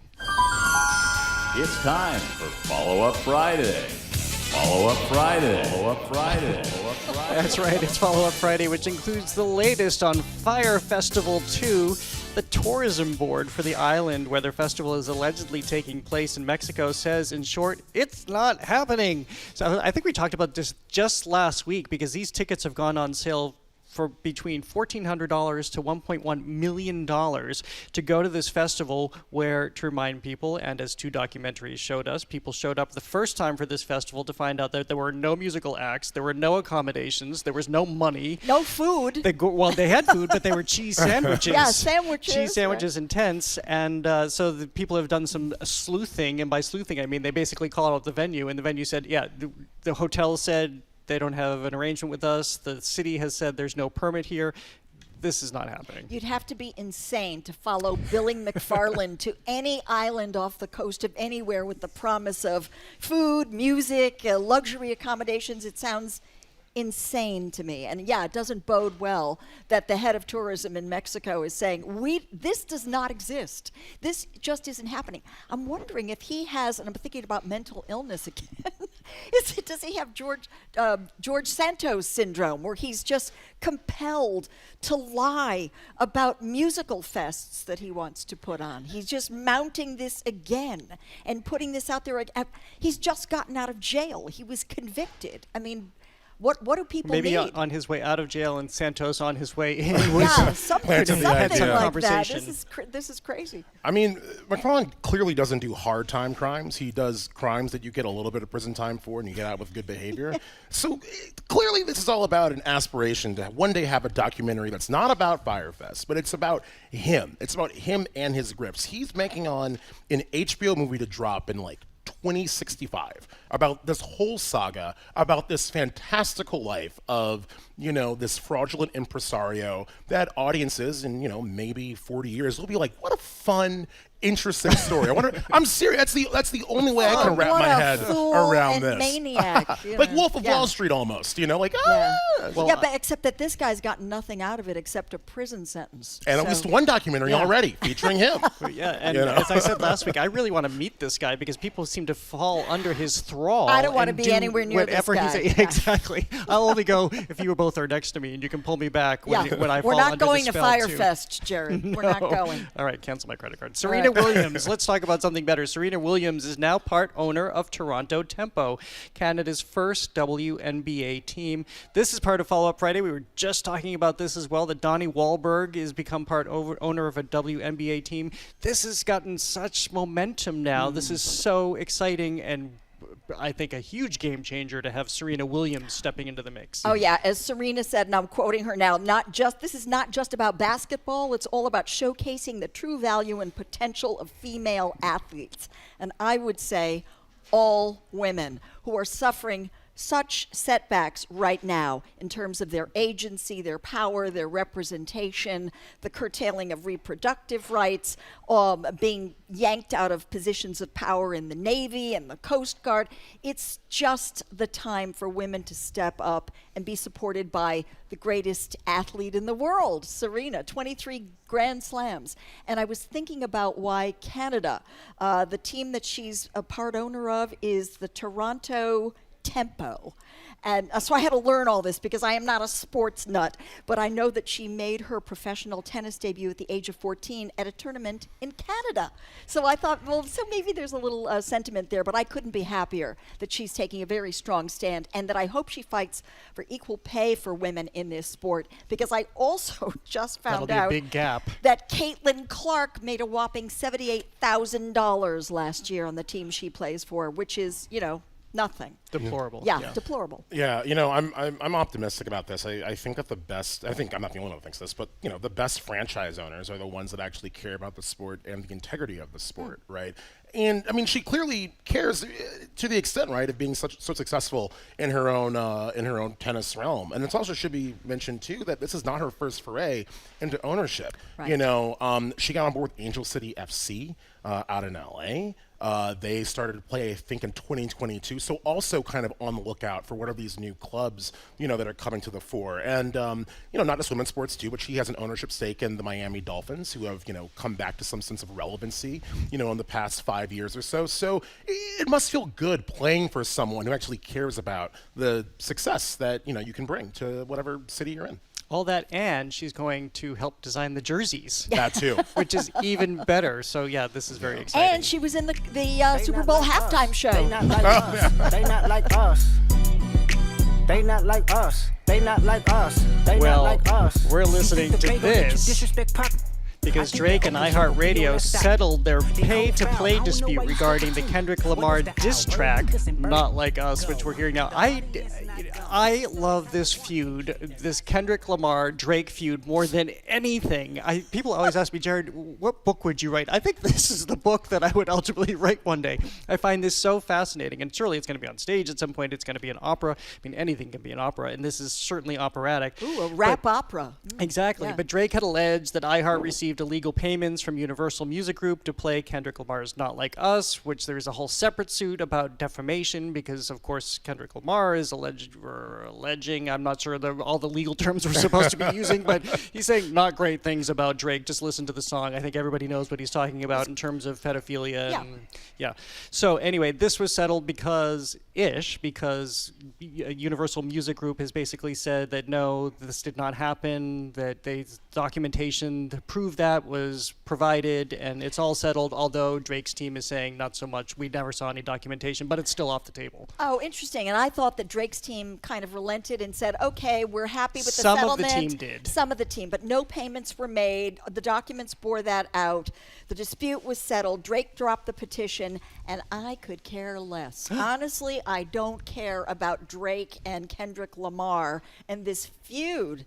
What I did care about was Kendrick Lamar playing the halftime show at the Super Bowl, because it was such an extraordinary statement about who built this country and the creative way in which he put culture on the table. the division in the culture on the table right in front of Trump. I thought that all of his background dancers forming the American flag right there. I thought Samuel L. Jackson. You're filibustering right now. Yes, this is not the issue at We hand. come full circle back to Hamilton at the top of the show. I think that's what I care about. I don't care about James, this bring us back on topic. You know, what a way to end a beef that ended months ago, right? Never in all my days did I think, hip-hop beef, which is kind of integral to the art in a certain way, would end in the courts. And I do want to quickly just bring attention to the fact this has been going on, the escalation of this long simmering feud has been going on for almost a year, maybe a week or two from now. The first kind of, I guess, opening salvo on this, like that from Future and Metro Boomin's album, We Don't Trust You, March 22nd. 2024. So it is Why surreal is this to see important? that. I mean, okay, were you gonna say something? Nope. I mean, I why are the legal? Who cares? Why are the legal implications of this important? No, or why? no. Well, I mean, Who Joyce, cares we're that gonna- these two rappers we are are- arguing? We're going to have martinis after. I'm going to explain the whole thing to you. I really don't care. Maybe Drake does date women who are way too young for him, okay? I But think- has he been accused of pedophilia? Are there any credible? I don't know. Why do they hate each other? Because they're competing. Okay, not only are you filibustering, now you're stealing the show. Competing, sorry. All right, and we have a rescue for this. We're feuding. That, of course, is the sound of our lightning round. These are the stories that caught our attention this week. James, let's start with you. I'm going to avoid the filibuster over here. What's yours? Caught attention in the worst ways possible. But we both lost Angie Stone and Roy Ayers, the former pillar, right, of neo soul. And if you want to even go back further than that, she was part of that trio, the Sequence, right? So just kind of like a very integral to the sound of the 90s and 2000s, that kind of like that golden era, of that sound. But also at the same time, we lost Roy Ayers, Roy Ayers' ubiquity. I think only a couple of days ago. I mean, everybody loves Roy Ayers because everybody loves the sunshine. And that's only one song, and it's so interesting that even if you haven't heard anything that he's done, that one song still looms so large. And then the worst kind of connection, Roy Ayers has been touted as the godfather, right, of neo soul, a title that someone's have bestowed upon them. So, maybe this weekend, take some time to listen to some, lost legends. Thank you, James. And Joyce? I am right back on top. Okay, this is about a play that I think everybody needs to see. It's on stage at the Lyric Stage only through March 16th, so that's next weekend. It's called Arte. It stars a trio of veteran Boston actors who are magnificent. Michael Kay, John Kuntz, and Remo Araldi. 3 friends for 15 years. The whole friendship gets disrupted when one of them buys a painting that is white on white for $200,000, and one of them takes exception to it and says this guy is an idiot for doing that. Another one doesn't want to take a stand, then they both gang up on him. It's all about art and culture and our values, and it's 90 minutes, no intermission, and you gotta see it. It's really well done. And again, that's Art at the Lyric Stage Company. Mine is a quick one. It's not a headline I saw. I'm making the headline. So I was looking at the calendar and I realized that basically Boston has a big gay weekend happening next weekend because there are all these performers who are either gay or put on really campy performances that the gay community loves. It's a really spectacular weekend. So you have Patti LuPone with her concert A Life in Notes out at the Groton Hill Music Center on Friday. You have Anthony Roth Costanzo starring in The Seasons. He is a major countertenor opera star who is bringing this show to the Boston Lyric Opera. It's starting a world premiere at the Boston Lyric Opera the 12th through the 16th. Margaret Cho, whom we just were hearing from, is at the Wilbur on the 14th. And then Meow Meow, the fantastic cabaret artist from Australia, is in town March 15th at Sanders Theatre as part of Celebrity Series. So much fun entertainment you had in me Boston. at Patti LuPone at Groton. In Groton. Wow. And I Meow can't believe Meow. it. Yeah. All right, well, that is all for this edition of The Culture Show. Thank you, Joyce Kilhaywick, for co-hosting this week. Joyce is an Emmy Award-winning arts and entertainment reporter and president of the Boston Theatre Critics Association. James, good to see you. Thank you to everybody who came down to visit us at the library today. We love seeing you. I'm Jared Bowen. Have a great weekend. Where's Mary? Where is she? Where is she? She's just about to close up the library. The Culture Show is made possible in part by a generous contribution from the Fiducia Fund, proud to support this station's arts and culture programming. GB